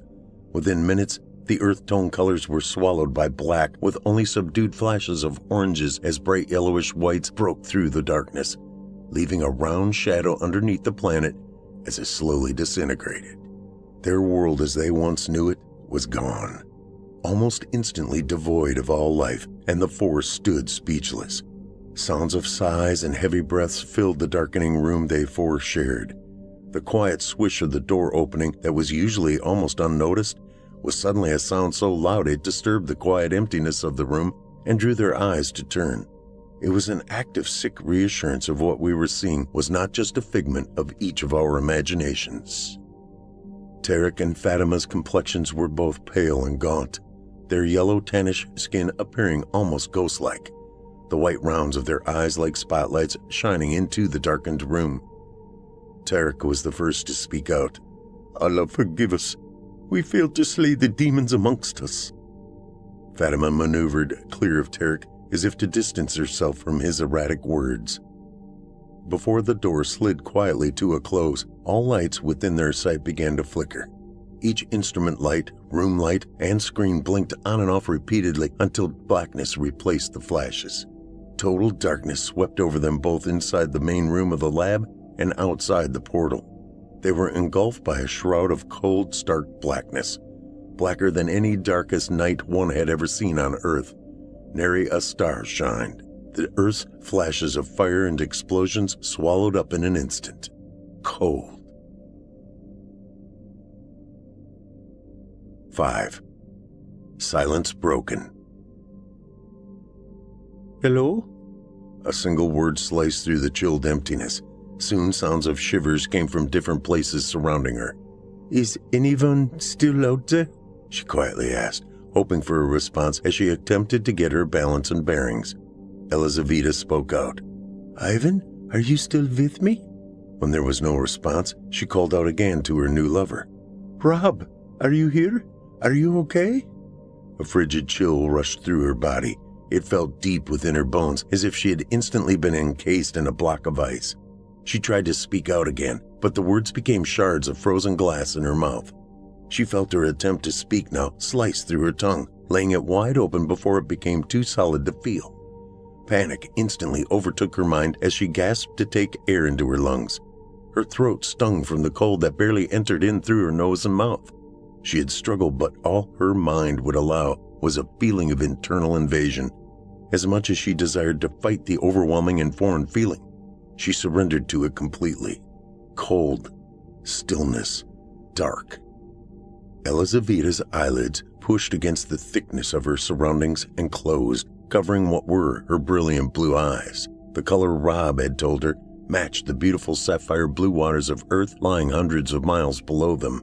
His last whisper she had heard as he lay on top of her then heated, moist body. Silence. 6. Aftershocks. Elizaveta opened her eyes to the warmth of warm skin lying beside her. Nestled tightly under a blanket, her bottom, legs, and back felt almost steamy hot. There was a faint light coming from a round opening across the darkened space where she lay. Faint sounds of relaxed breaths, escaping now, echoed behind her. Her mind suddenly painted a picture of the face of a man from possibly the Middle East. Tarek? She silently questioned. She remembered a scenario of lovemaking last night, but it wasn't Tarek, was it?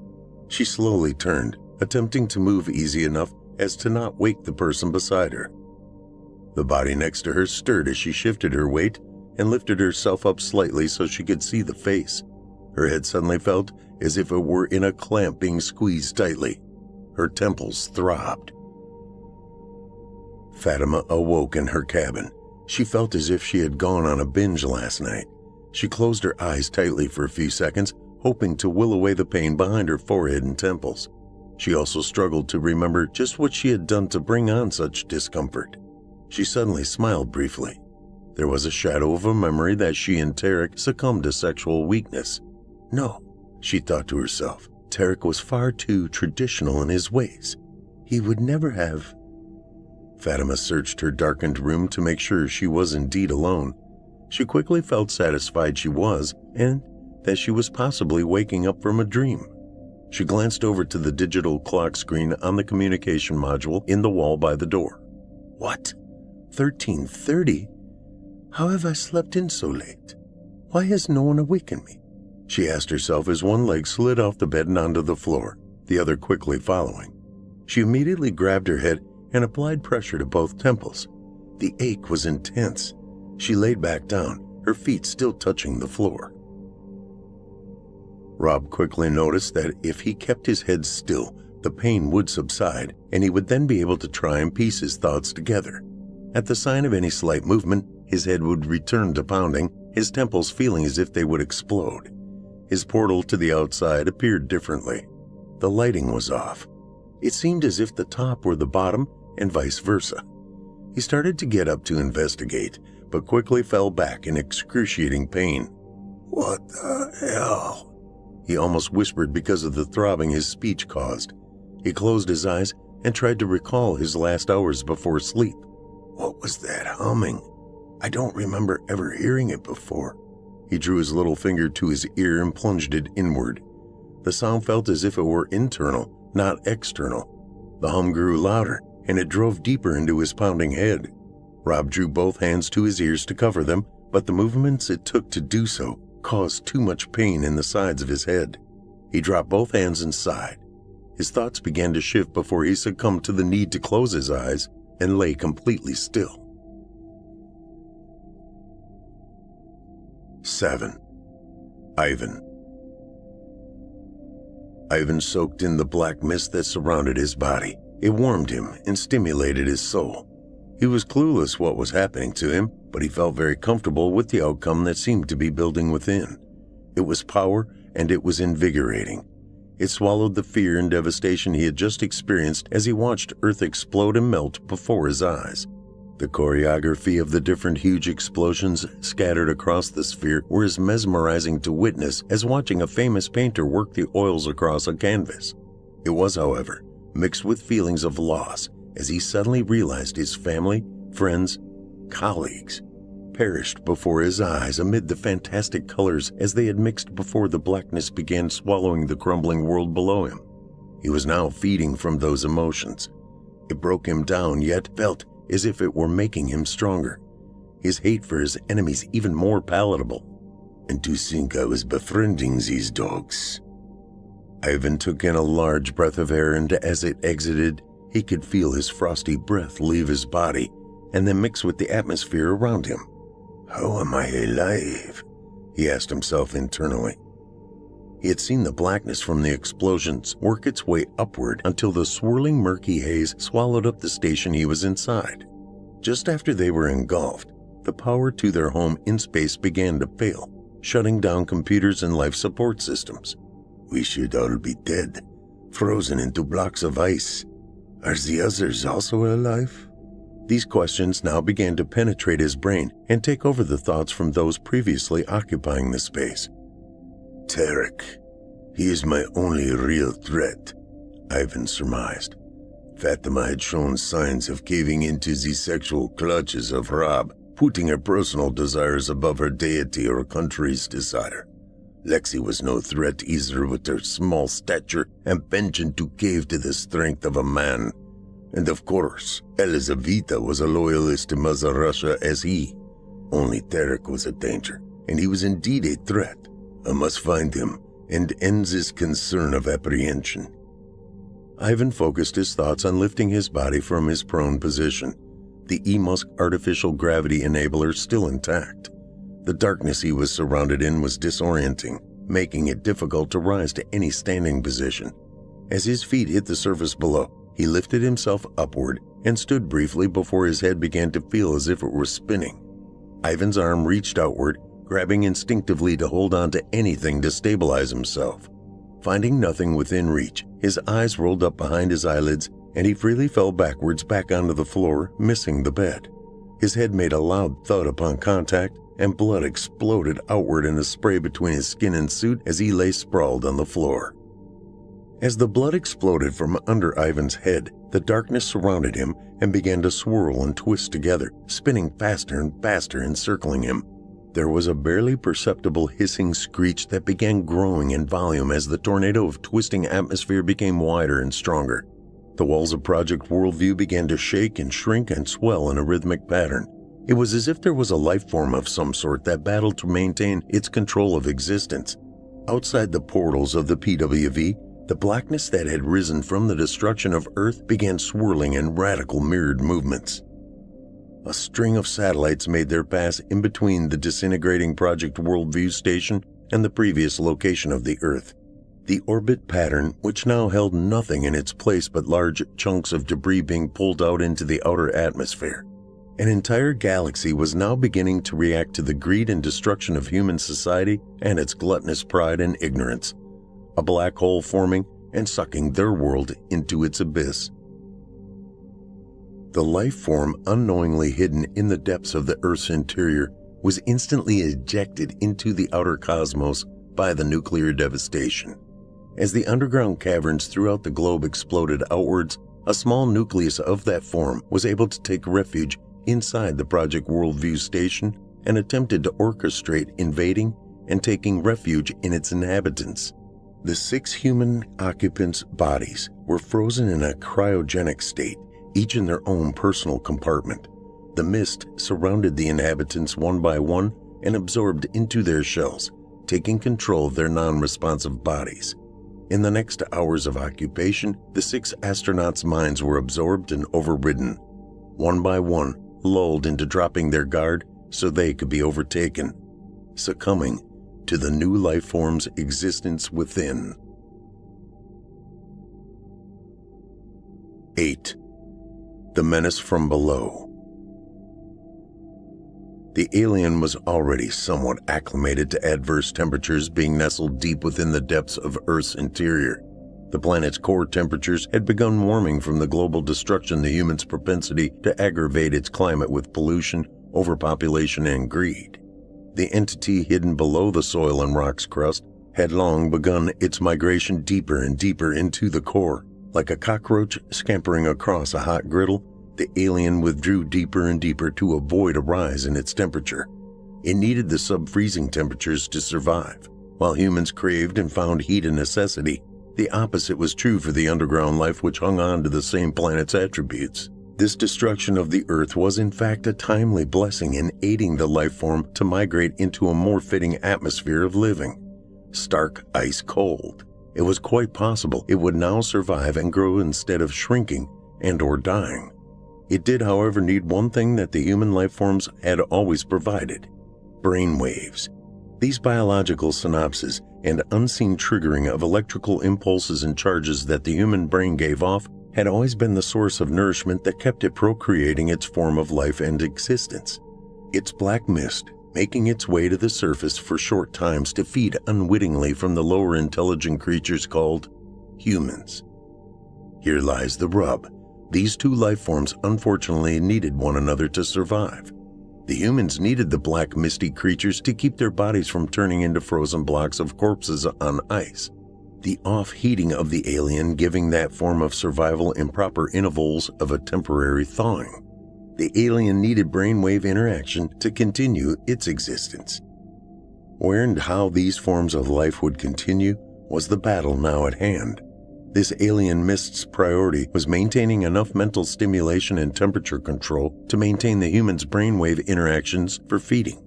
The dark mist continued to weave in and out between compartments, attempting to continue the 6 separate silent inhabitants' brain stimulations of thought and dreams.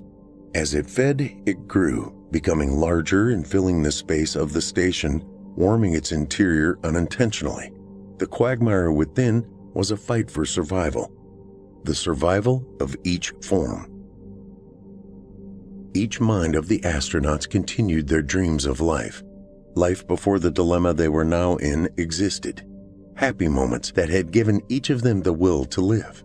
Moments of lovemaking for some. Moments of killing for one's country for others. Held captive in their mental bliss, not knowing they were feeding the only thing that kept them alive. For the moment. Struggle continued. One life form felt nothing of the turmoil it was indeed enduring, while the other fed from thoughts emitting within their internal mechanism, its growth slowly choking it from its quiddity. Survival of the dark mist appeared to be short-lived, which would in turn erase humanity from the galaxy. Total extinction for all involved. The death of life, and no one or nothing to witness its exit. 9. Part of a plan or happenstance. Moving at 25 kilometers per second was an asteroid. The tracking screen reflected the image in a form of a flashing green light slowly moving across a screen. It's the size of the asteroid created to impact Earth 66.4 million years ago. The impact that wiped out most all life on Earth upon impact. Operator 1 spoke. I suppose there is a plan with this one?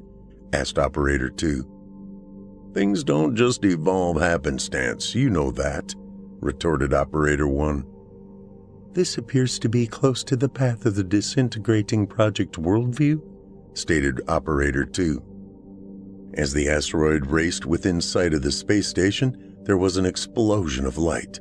Particles from the station expelled outward among a dark cloud of mist, appearing to collide into the reaching turbulence of the asteroid. It instantly became engulfed for a millisecond, as the blackness of the cloud was sucked into the niches and canyons of the racing chunk of what was once a living, breathing planet in another galaxy. The event happened in a flash of the world's existence. In the aftermath of the asteroid's path, 6 small frozen bodies could be seen hanging lifeless in the black void of space amongst pieces of metal and debris. They shine like tiny charms dangling from a bracelet, shimmering in the glow of the distant sun. They drew together in a flashing moment and slammed into each other in unison. An instant burst of slivers twinkled like a short-lived sparkler, dissipating quickly into the abyss of black.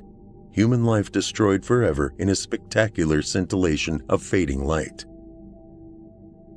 The green dot on the screen changed into a flashing red glow for an instant before again returning to a fading green glow moving across the monitor.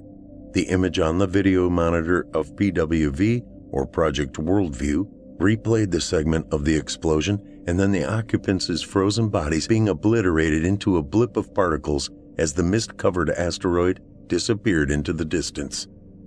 Operator 1 guffawed and then spoke in an almost whimsical voice.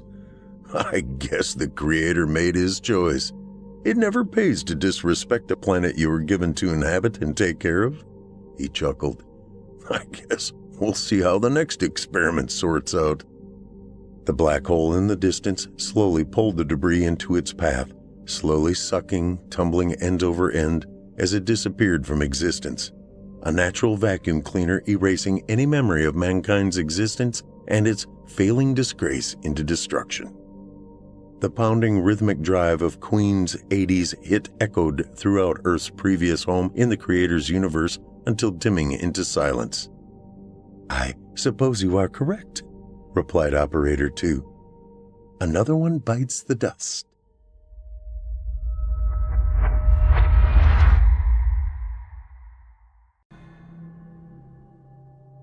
Beer me! Colin took a hand off of the steering wheel, the one not holding his smartphone, and thrust it back toward Aaron. Aaron shifted uncomfortably in the SUV's rear compartment, wedged between a cooler and sleeping bags.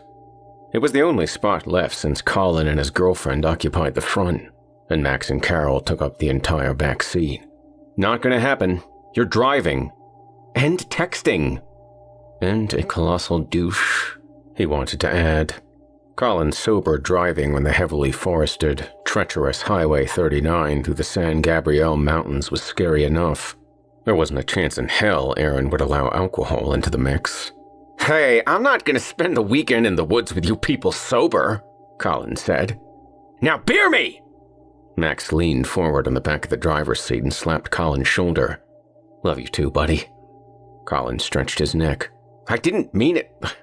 For the Aaron, will you please just get me a damn beer? Colin's new girlfriend, Aaron could not remember her name, Debbie, Donna, something, turned from the passenger seat window and smiled at Aaron. I'll take a Coke. Aaron narrowed his gaze at the young woman he felt answered that age-old question, what would a Wookiee look like if it lost all its hair? Then started looking for a Coke. Max reached back and put his hand on the cooler lid. Got a Red Bull back there? Aaron furrowed his brow. When did I become the bartender? Colin drummed his fingers impatiently on the roof.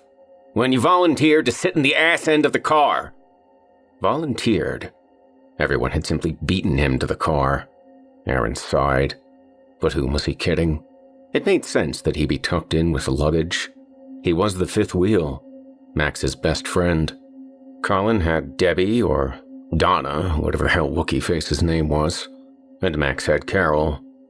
God, Carol was amazing. Beautiful, strong, intelligent. She had the brains of Dana Scully, and the eyes of Deanna Troi, and the tenacity of Katniss Everdeen.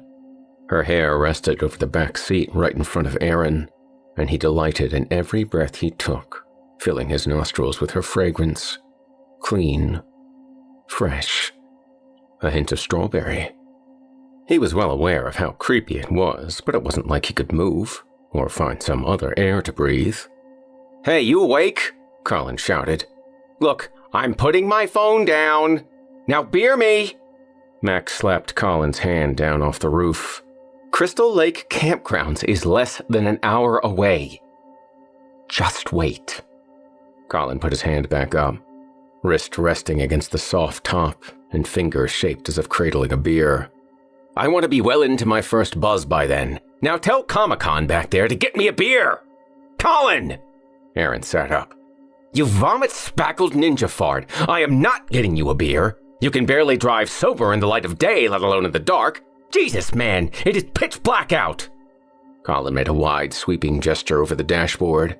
Aaron, My little nerdy friend. There is nothing out there in the dark that ain't there in the daytime. That's some real brilliant fortune cookie wisdom there, Buddha, Aaron shouted. Max turned around. Dude, that sounded kind of racist. What? No, that's not... What? I could use a 7-Up or something like that, Carol said, turning around, temporarily paralyzing Aaron with the full power of her deep brown Deanna Troi eyes. Yeah, well, I'll see what I can... Aaron looked away and plunged his attention into the cooler. He looked back up. Max was staring at him, uneasy. He seemed to be reading something on Aaron's face, something Aaron had been trying to bury for months. Although he hadn't done anything disloyal to his friend, Aaron knew it was more from a lack of opportunity than any unwillingness to do so. Max brought his arm up and slid it around Carol's shoulder, pulling her close. Shit. Aaron turned away and continued rummaging through the cold cans. The weight of the guilt for something he hadn't even done yet crushed him. He and Max had been close friends since 3rd grade, ever since they discovered their mutual interest in all things geeky, especially science fiction. Truth be known, Max was a little more Star Wars than Star Trek, but Aaron felt that when it came to best friends, certain things could be forgiven. They cosplayed at conventions together. They joined a Quidditch league together in college. They even shared a limo on prom night. They were tight. At least until Max started playing lacrosse and began hanging out with troglodytes like Colin and his Wookiee-faced girlfriend. Aaron felt them drift over the past year, and now he was falling for Max's girlfriend, a circumstance guaranteed not to improve the situation. Colin turned down the rap music he'd insisted on tormenting his passengers with since San Bernardino, and then cleared his throat, clearly wanting everyone's attention. "Allow me to demonstrate," Colin said. There was a soft click, and the car plunged into darkness. What the? Aaron let the cooler lid fall and turned forward, unable to see the curvy road or the surrounding trees.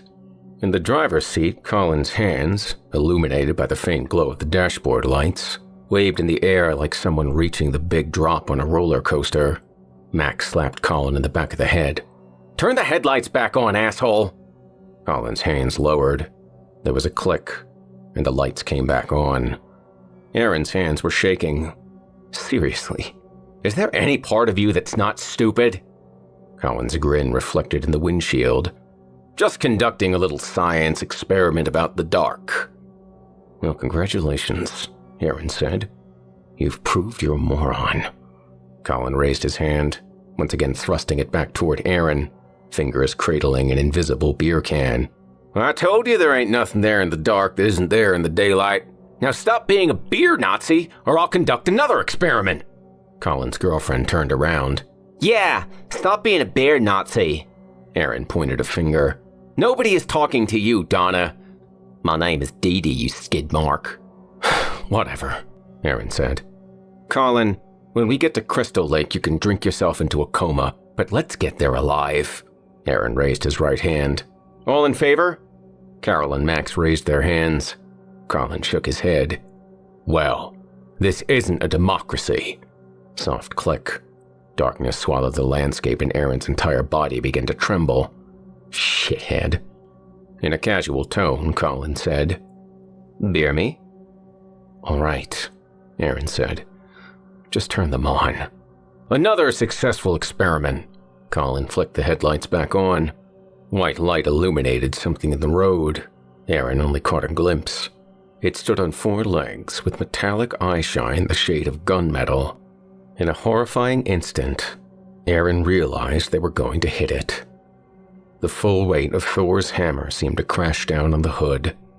Everything rushed forward to the sounds of breaking glass, skidding tires, deploying airbags, and screaming. Ice from the cooler rose up, hung in the air, then showered down like Texas hail. Aaron tumbled over the back seat, unable to give any resistance, as cold cans of soda and beer pummeled his back. He careened into an unseat-belted Max and they both slid to the floor in a tangle of limbs. Colin's rap music sadistically rose in volume like background music to a bad horror film as Aaron struggled to right himself in the dark. With arms and legs flailing around him, he grasped something soft. Realizing it was some part of Carol, he quickly let go as the SUV slid sideways. He braced for another impact with either a huge 100-year-old pine tree or one of the colossal boulders that dotted the roadside, but it didn't come. The sound of sliding tires suddenly silenced as the vehicle jolted to a stop. One or more doors had buckled enough to turn the interior lights on, and Aaron looked down and saw his feet floating in the air. His blood felt as if it were flowing in the wrong direction. Then he realized he wasn't looking down. He was looking up. "Carol?" Max said. "You all right?" "Yeah, I think." "Aaron, you alive?" Max said. Aaron thought about that for a second. The cold rubber of the floor mat pressing on his face seemed to indicate that he was. "Guess so." "Then how about getting your ass cheeks out of my face?" Max said. Aaron felt Max's hand clasp his belt, lifting him like a crane. He flopped back into the rear compartment. He then tried to look outside, but most of the view from the front windshield was blocked by deployed airbags. The view on either side of Max and Carol was also obstructed by airbags. A head rose up from the front seat, hair in disarray. Colin's girlfriend moaned, touching a finger to her bruised forehead. "Debbie, are you okay?" Aaron said, bringing out a pocket knife. She moaned again. "My name is Dee Dee, asswipe." Aaron sighed. "She's fine." He flipped open the blade and handed the knife up to Max. "Hey, Colin." There was no movement from the driver's seat. Max plunged the blade into the backseat airbag to his side. A soft whistling sound filled the car. He reached out and put a hand on Colin's shoulder. "Hey, man." Colin made a grunting sound like a gorilla fighting to wake from a nap. His head flopped to one side. "Feels like there's something sitting on me," Colin said. "Can't feel my legs." Everyone sat still for a few moments. Colin's heavy breathing was the only opposition to silence. Aaron glanced over at Max, who seemed to take a deep breath, then said, "Okay, let's stay calm. Carol, call 911. "I'm on it." Carol began digging for her phone. Max handed Aaron back his knife, then opened his door. Aaron grabbed Max's shoulder. "Where are you going?" "I'm going to check out the car. You stay here with Dee Dee and see what you can do for Colin." Max stepped out. Aaron lowered his voice. "Why me?" Max stuck his head back in, extending a hand toward Carol. "'Cause you're studying to be a doctor." "I want to be a biologist." Max cocked his head. "What's the difference?" Carol slid across the back seat to follow. Before she stepped out, she whispered to Aaron, "I know the difference." Aaron took a moment to watch her leave, then hopped into the back seat to take a look at Colin while his girlfriend pushed on the steering wheel. "Donna, what are you doing?" She stopped, glancing over at Aaron. "It's never mind, just help me." "Let's get this out of the way first," Aaron said, then stabbed the muffin-top-shaped airbag that had deployed from the steering wheel. As the bag deflated, Aaron leaned into the front seat, looking into Colin's lap. The entire steering column had been bent down to press into Colin's stomach. "Aaron," Colin said, "can you see my legs? I think I am stuck." Aaron put a hand on Colin's shoulder, peering down. Everything's going to be okay. Help is coming. Just I can't move, man." Below Colin's knees, Aaron couldn't see anything. The area around the pedals was completely caved in. Whatever they had struck must have been solid, heavy. "You're pinned in real good. I don't think you're getting out without help." "Jeez, my head hurts." Colin touched a golf ball-sized welt on his forehead. "Are you dizzy, tired, nauseous?" Aaron said, trying to muster up some genuine concern for a guy he couldn't stand. The same guy whose dumbass antics had caused this mess. Yes, and yes. The door of the rear compartment swung open. Aaron jerked around, seeing Max rifling through the luggage. "What's going on?" Max held up a finger. "Not now." He pulled out a flashlight and shut the door. What the hell? What could be so damn important that Max didn't have time to answer? And why the hell am I here taking care of his idiotic friend? Colin's girlfriend raised a hand. pushing the front passenger side airbag off of her face. Aaron leaned forward with his pocket knife up. "Let me get that." "No, I got it," she said before she could approach. She pulled a nail file out of her purse and stabbed the bag. It deflated in a few seconds. Aaron looked at Colin, noticing his usually smug expression was slightly less smug. "Aaron?" Max's voice sounded from outside. "Get out here."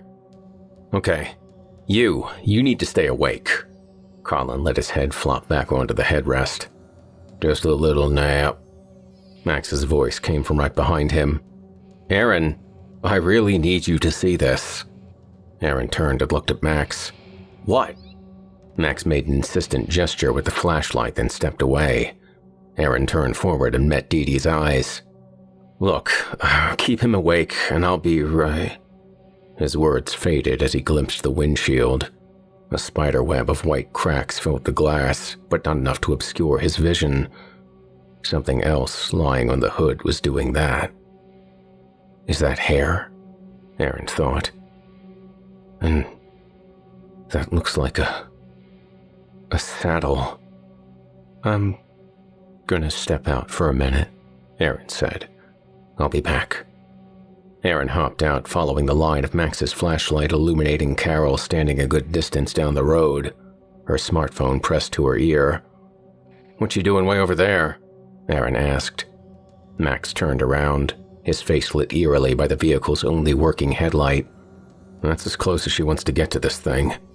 He waved to Carol and she returned with a nod. Then, Max aimed the flashlight at the hood.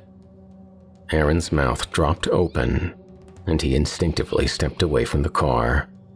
In a kind of perplexed daze, he joined Max standing just a few feet in front of the bumper.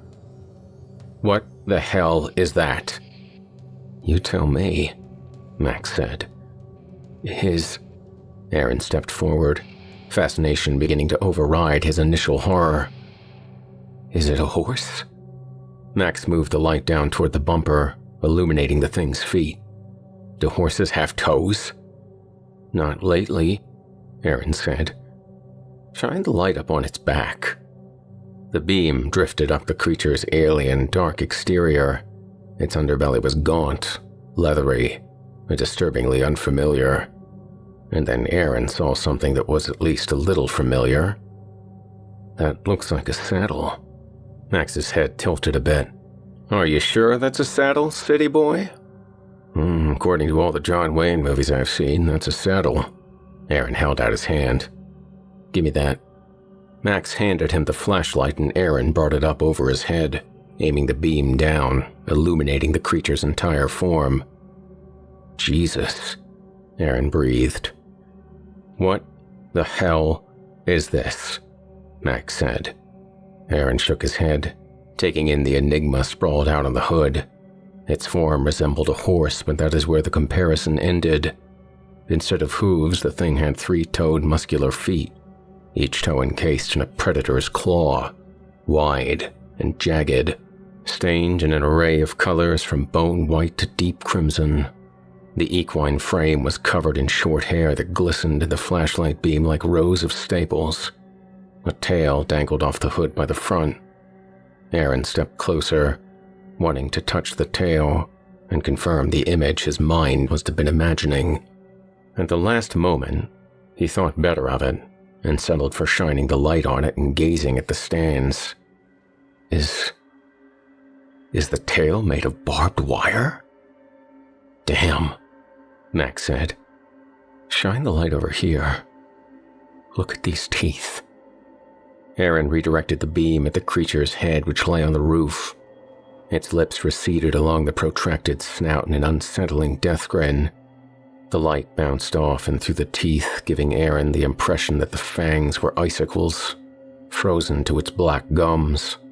But as he moved the light back and forth, he realized that the long, spike-shaped teeth were transparent, as if made from glass or crystal. "What the fuck?" Max said, moving away from the beast's head.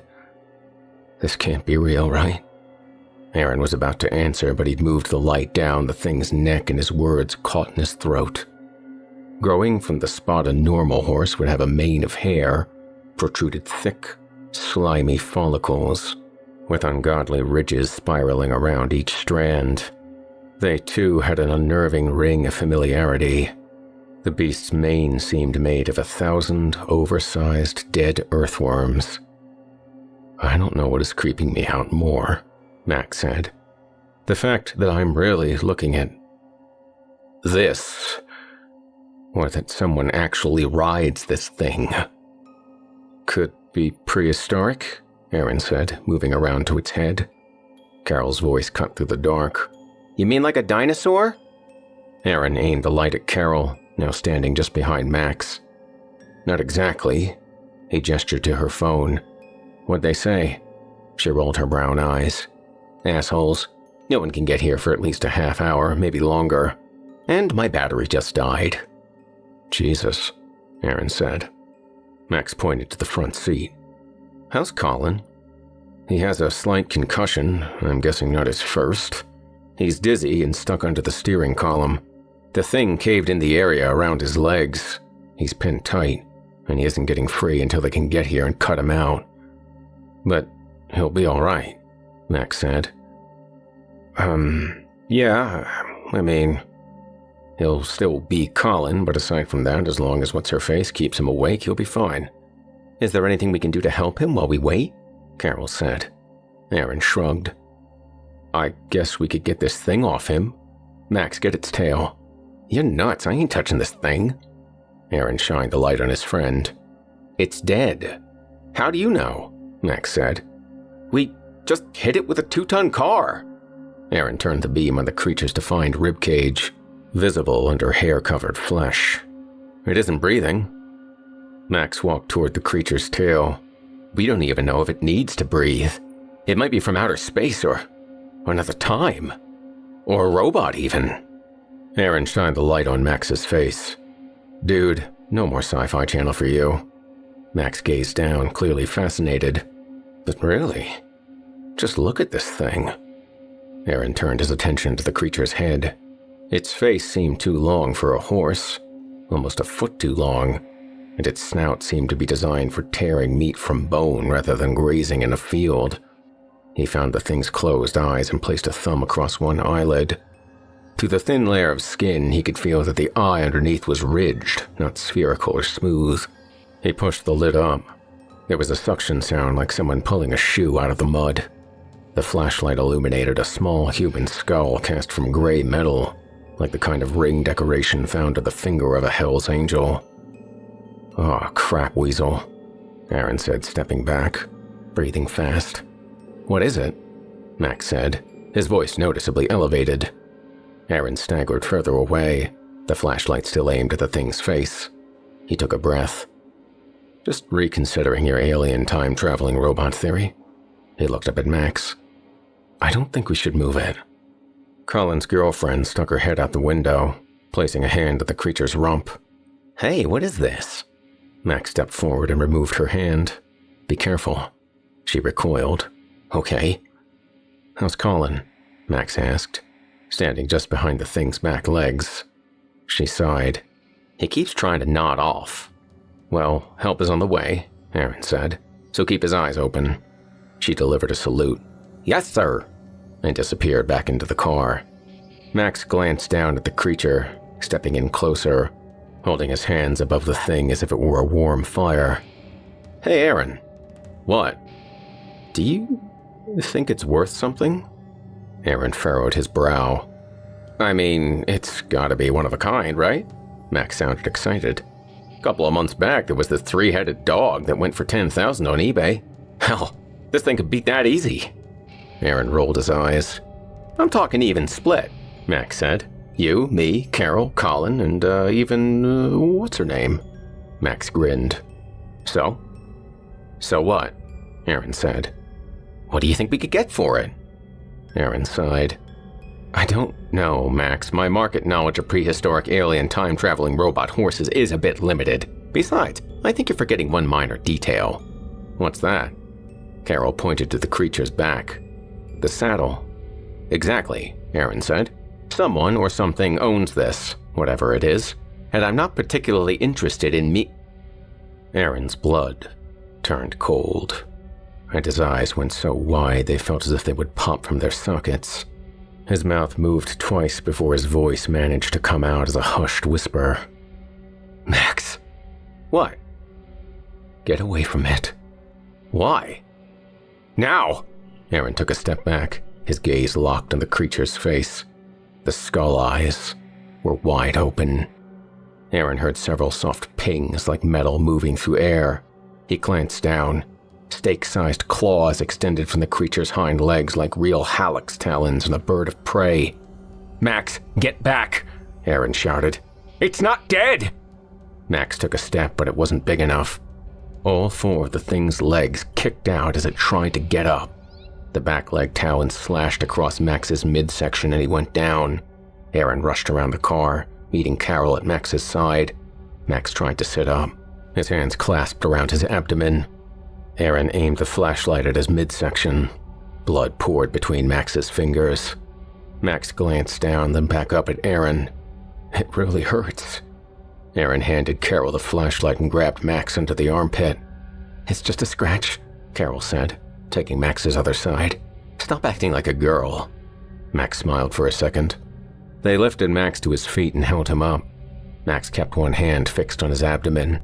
He seemed to be pushing, as if struggling to keep things inside. They dragged Max to the side of the road, Aaron fighting the urge to look back even as he heard Colin and Dee Dee begin to scream. Max pushed Carol ahead toward the forest and said, Run! Carol hesitated, looking back at the boys, but then she glanced over their shoulders and clearly saw something horrible. Her mouth fell open. Her eyes bulged, and even in the thin moonlight, Aaron could see her tremble. Just go, Max said. Run! Carol spun on a heel and darted into the forest. The sound of bone and talons scraping on metal echoed behind them, and Aaron and Max paused to look back.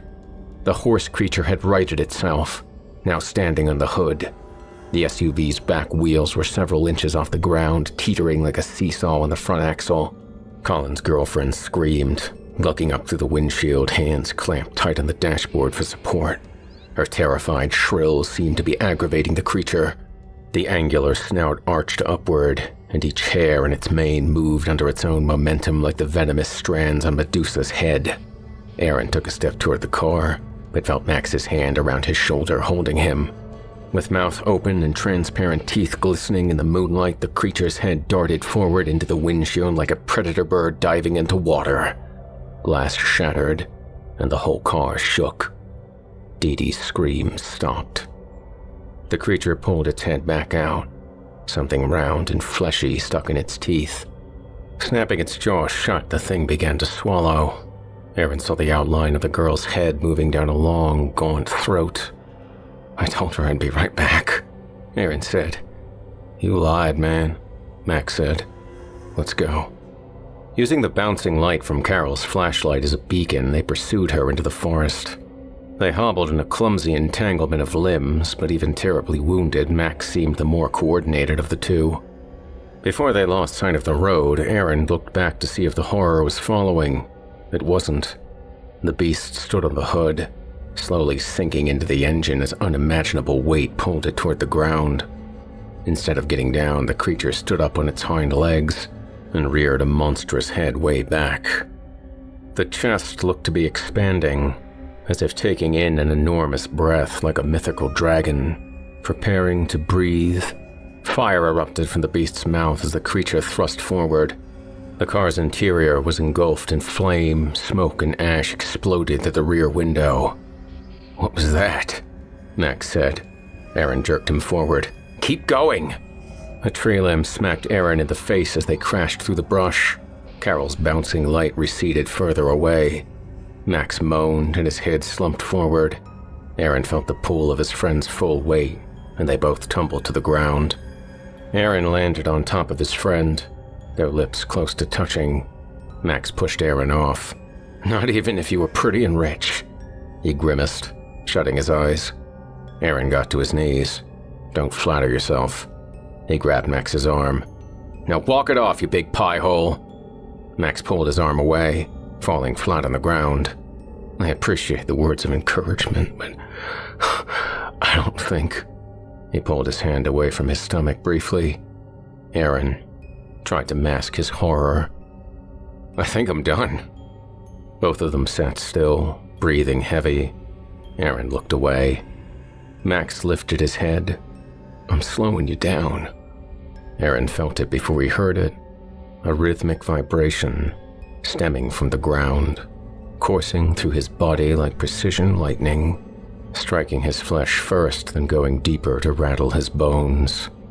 A thunderous echo was just a step behind the vibrations, galloping through the trees, getting closer, coming fast. What is it? Aaron said. You know what it is, Max said softly. Aaron, go catch Carol. Knock the hero shit off, Aaron said, pulling at Max's arm. Max yanked his arm away, sitting up. I'll slow it down best I can. Max, just go, Max said, reaching for a broken tree limb. Aaron stood up. Max, please, just don't say anything weird, man. Just go.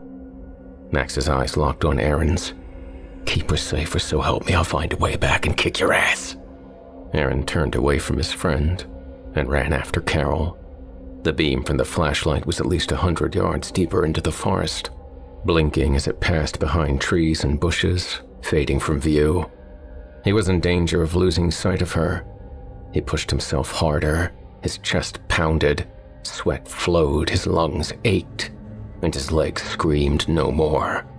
He really wished at some point in his life he'd taken up running, or jogging, or, well, any kind of exercise whatsoever. Tree branches slapped at Aaron's body as he ran faster than he knew how. The smell of pine filled his nose, and he could feel his face beginning to rub raw from the scrap of needles. A pine cone hit him square in the forehead, and he slowed to shake it off. He blinked his eyes a few times, then the sound of a bonfire being ignited with far too much accelerant boomed behind him. He looked back just in time to see a fireball in the distance ascend into the underside of the forest canopy. Max screamed. Aaron started running again. The bouncing light ahead was less than 100 feet away, and he was closing the gap. When he could see her thin silhouette, he called out. Carol stopped, aimed the beam back at him. Aaron held up a hand to block the light. Turn that off. Why? You're like a friggin' lighthouse. Where's Max? He went a different way. He did what? He's trying to keep it off our tail. Aaron pushed her forward. Go! Go! She turned toward him, defiant. How is he going to keep it? Her words faded, and sadness flickered in her eyes as understanding washed over her features. Aaron shook his head. There's no time for this. He grabbed her wrist and pulled as he started to move. She resisted for only a moment. Then, they ran in the dark, stumbling every few yards. Aaron fell twice and Carol stopped each time, pulling him to his feet. After several more minutes, Carol smacked into a tree, tumbling backward. Aaron hit the same damn tree and fell across her legs. Crap. Aaron rolled off her, feeling the damp, needle-covered ground beneath him. You okay? Yeah. Need to rest. Just for a few. Aaron breathed deeply, lying flat on the ground. Fear-induced adrenaline flowed through him, but he could do nothing with it. It was fuel for a machine that was grossly out of shape, and all it did was cause his head to pound, his limbs to shake, and a displaced nausea that moved into parts of his body he wasn't aware could even feel nausea. A part of him wanted this over. Just let it end. But another part, the part that was focusing on the distant vibrations in the earth, bearing down on them like a herd of buffalo, had another idea. Embrace the adrenaline. Aaron sprang to his feet. Break's over. Oh, just a few more, Carol began to say, but stopped as a distant galloping began to resonate through the trees. I'm ready. Carol jumped up and took off running, leaving Aaron standing still. Soon, Aaron was on her heels again, the galloping growing louder behind them. Aaron knew it was his imagination, but he swore he felt the thing breathing on his collar. He slapped at the rising hairs in the back of his neck, dirt and sweat running down his shirt. The galloping was so close now. It couldn't be more than 10 or 20 yards behind them. Thunderous. Pounding. Carol turned hard to the right and ducked at the base of a wide tree. Aaron joined her, tucking in behind, and they cowered at the tree's base. One of many that lined a small, oval-shaped clearing where only moss-covered boulders and dead pine needles littered the ground. The galloping stopped. The forest went still for a moment. Nothing moved. Nothing breathed. Carol put her hand over her mouth, trembling. Something moved by fast. Forest debris caught in the enormous wake showered down in a rain of dirt, bark, and pine needles. As the debris settled, Carol and Aaron stood up slowly, each having a tight grip on the other. "Where'd it go?" Carol whispered. High above, a tree branch snapped in the distance. Then another. Then a symphony of breaking limbs sounded. Aaron looked up, but couldn't accept what he saw. The creature was above them, moving within the forest canopy like a snake through grass, defying gravity, reason, and sanity. Branches and pine cones hit the forest floor with echoing thuds, forcing Aaron to believe. Then, the trees went quiet, needles continuing to float down in the silence. They looked at each other, Aaron's nose inches from Carol's. "I think it's gone," he said. Carol breathed deep. "What the hell is that?" The ground shook, sending a tremor through Aaron's body. The four-legged beast straightened up 10 feet in front of them. Enormous leathery black wings slowly folded to its side, tucking just beneath the saddle. The creature blinked and jostled a fire-breathing head. The hairs on an animated mane floated all around as if submerged underwater, giving life to each individual tendril. Teeth bared, the thing reared up on hind legs and the already wide chest expanded to the sound of air inhaled down the gullet. "What's it doing?" Carol said, her nails digging into Aaron's back. Aaron put a hand on her chin, pulling her face toward him. "Don't look." He closed his eyes, resolute that after a few painful moments, it would all be over. "Sorry, Max." A wave of cold rushed by, icy, biting. Aaron opened his eyes. A towering figure stood with its back to them, a dark cloak shrouding it from head to toe. "Take it easy, my friend," the cloaked figure said in a deep and hollow voice. In one hand, the figure held a macabre-looking bridle. Aaron narrowed his eyes. There was something wrong with its hands. They were extremely bony. No, not bony. They were bone. Aaron's mouth went dry. "Please excuse my pet," the newcomer said, sliding the bridle around the creature's snout. "He's naturally very curious about your world." The skeleton hand reached into its cloak and pulled out a pile of something worm-like, fleshy, and placed it under the creature's mouth. "He wanders off whenever he gets the chance, don't you, boy?" Aaron watched as the creature began to feed on the pile of night crawlers and maggots being offered. He loosened his grip on Carol. "That thing killed our friends." "Yes, I suppose. Would it help you to know that it was their time?" "What?" The cloaked form turned around to face them. Aaron and Carol recoiled, bumping into the tree behind them. There was no flesh on the man's face, only a skull with dark eye sockets cast down. He pulled a long scythe out of the night air and pointed it at Aaron. "When it is your time," Death said, "the circumstances are irrelevant." Aaron pushed away from the tree. "My friends aren't irrelevant!" Death shook his head. "You don't understand." He turned away and swiftly swung himself into the saddle. "You will." He gripped the reins and turned his mount. From under the saddle, the bat-like wings uncoiled and began to flap. Death and his mount rose off the ground, the forest floor swirling beneath them. Aaron and Carol stood still in the center of the clearing and watched death ascend, then disappear in an ocean of stars. In the thin moonlight, Aaron and Carol stared at one another. Carol grabbed his hand and they started walking back to the road. They stumbled in the dark, neither of them completely sure if they were heading in the right direction. Twigs and debris they couldn't see snapping under their steps. Aaron searched for a tree that was smoldering. The tree Max had been sitting under, not because he wanted to gaze upon his friend's remains, but because it would mean they were near the road. When he spotted it, he planned to veer away, go around. Carol didn't need to see that. He didn't need to see that, but he never got the chance.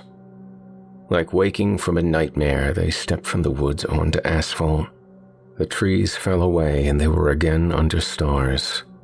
Aaron took a deep breath, smelling pine with a hint of ash as he looked up into the night sky. "Look," Carol said, pointing to their right. Less than 100 yards down the road from where they had emerged, flashing blue and red lights lit up the scene. A dozen silhouettes moved about the emergency vehicles, and before too long, one noticed Aaron and Carol standing in the road. A flashlight was aimed their way, and then another. Aaron looked at Carol, not knowing what to feel. Her exhausted and spent features seemed to express the same feeling. They gazed forward, and then stepped toward the light. "I'm just trying to get this straight. In your 911 call, you said that only one in your party was injured," the highway patrol officer recounted. "Can you tell me why 3 of your friends are now deceased and appear to have expired on impact?" Carol brought a hand to her brow. "I must have hit my head harder than I thought. I mean, I swear they were alive and talking after the crash. I guess that was just wishful thinking." The officer flipped the page in his notebook. "Uh-huh." Aaron could see disbelief in the officer's eyes. "Yeah, she ran off into the woods, talking like someone was with her. I went after her, and I guess we got a little, lost." Aaron swallowed hard. Lying was not really a part of his skill set. The officer didn't write anything down, just stared back at them. "Hey, Mitch," a voice yelled from behind. "Smoking gun." Aaron and Carol turned around, looking back at the SUV, no longer in the middle of the road, but wrapped around an enormous pine tree. Aaron could just see Max's head slumped in the back seat, a torn airbag lying in his lap. A fireman stood next to Colin's crushed body in the driver's seat, his girlfriend, head and all, next to him. The fireman held up an empty beer can. "There's more than one," he yelled. "Yep, that's a shocker," the officer said. He looked down at Aaron and Carol, clearly not trying to hide his disdain. "You kids care to tell me how much the driver had to drink?" Aaron met Carol's gaze. Her lips quivered, but her eyes were dead still. He couldn't tell if she was putting it together or not. But Aaron could feel the cold touch of understanding slowly washing over her. Yeah, he had a couple of drinks. Aaron looked up at the officer. More than a couple. The officer closed his notebook. "You two are lucky to be alive." Aaron smiled. He knew luck had nothing to do with it. The truth was much deeper than that. He met the officer's unsympathetic eyes and said, "It wasn't our time."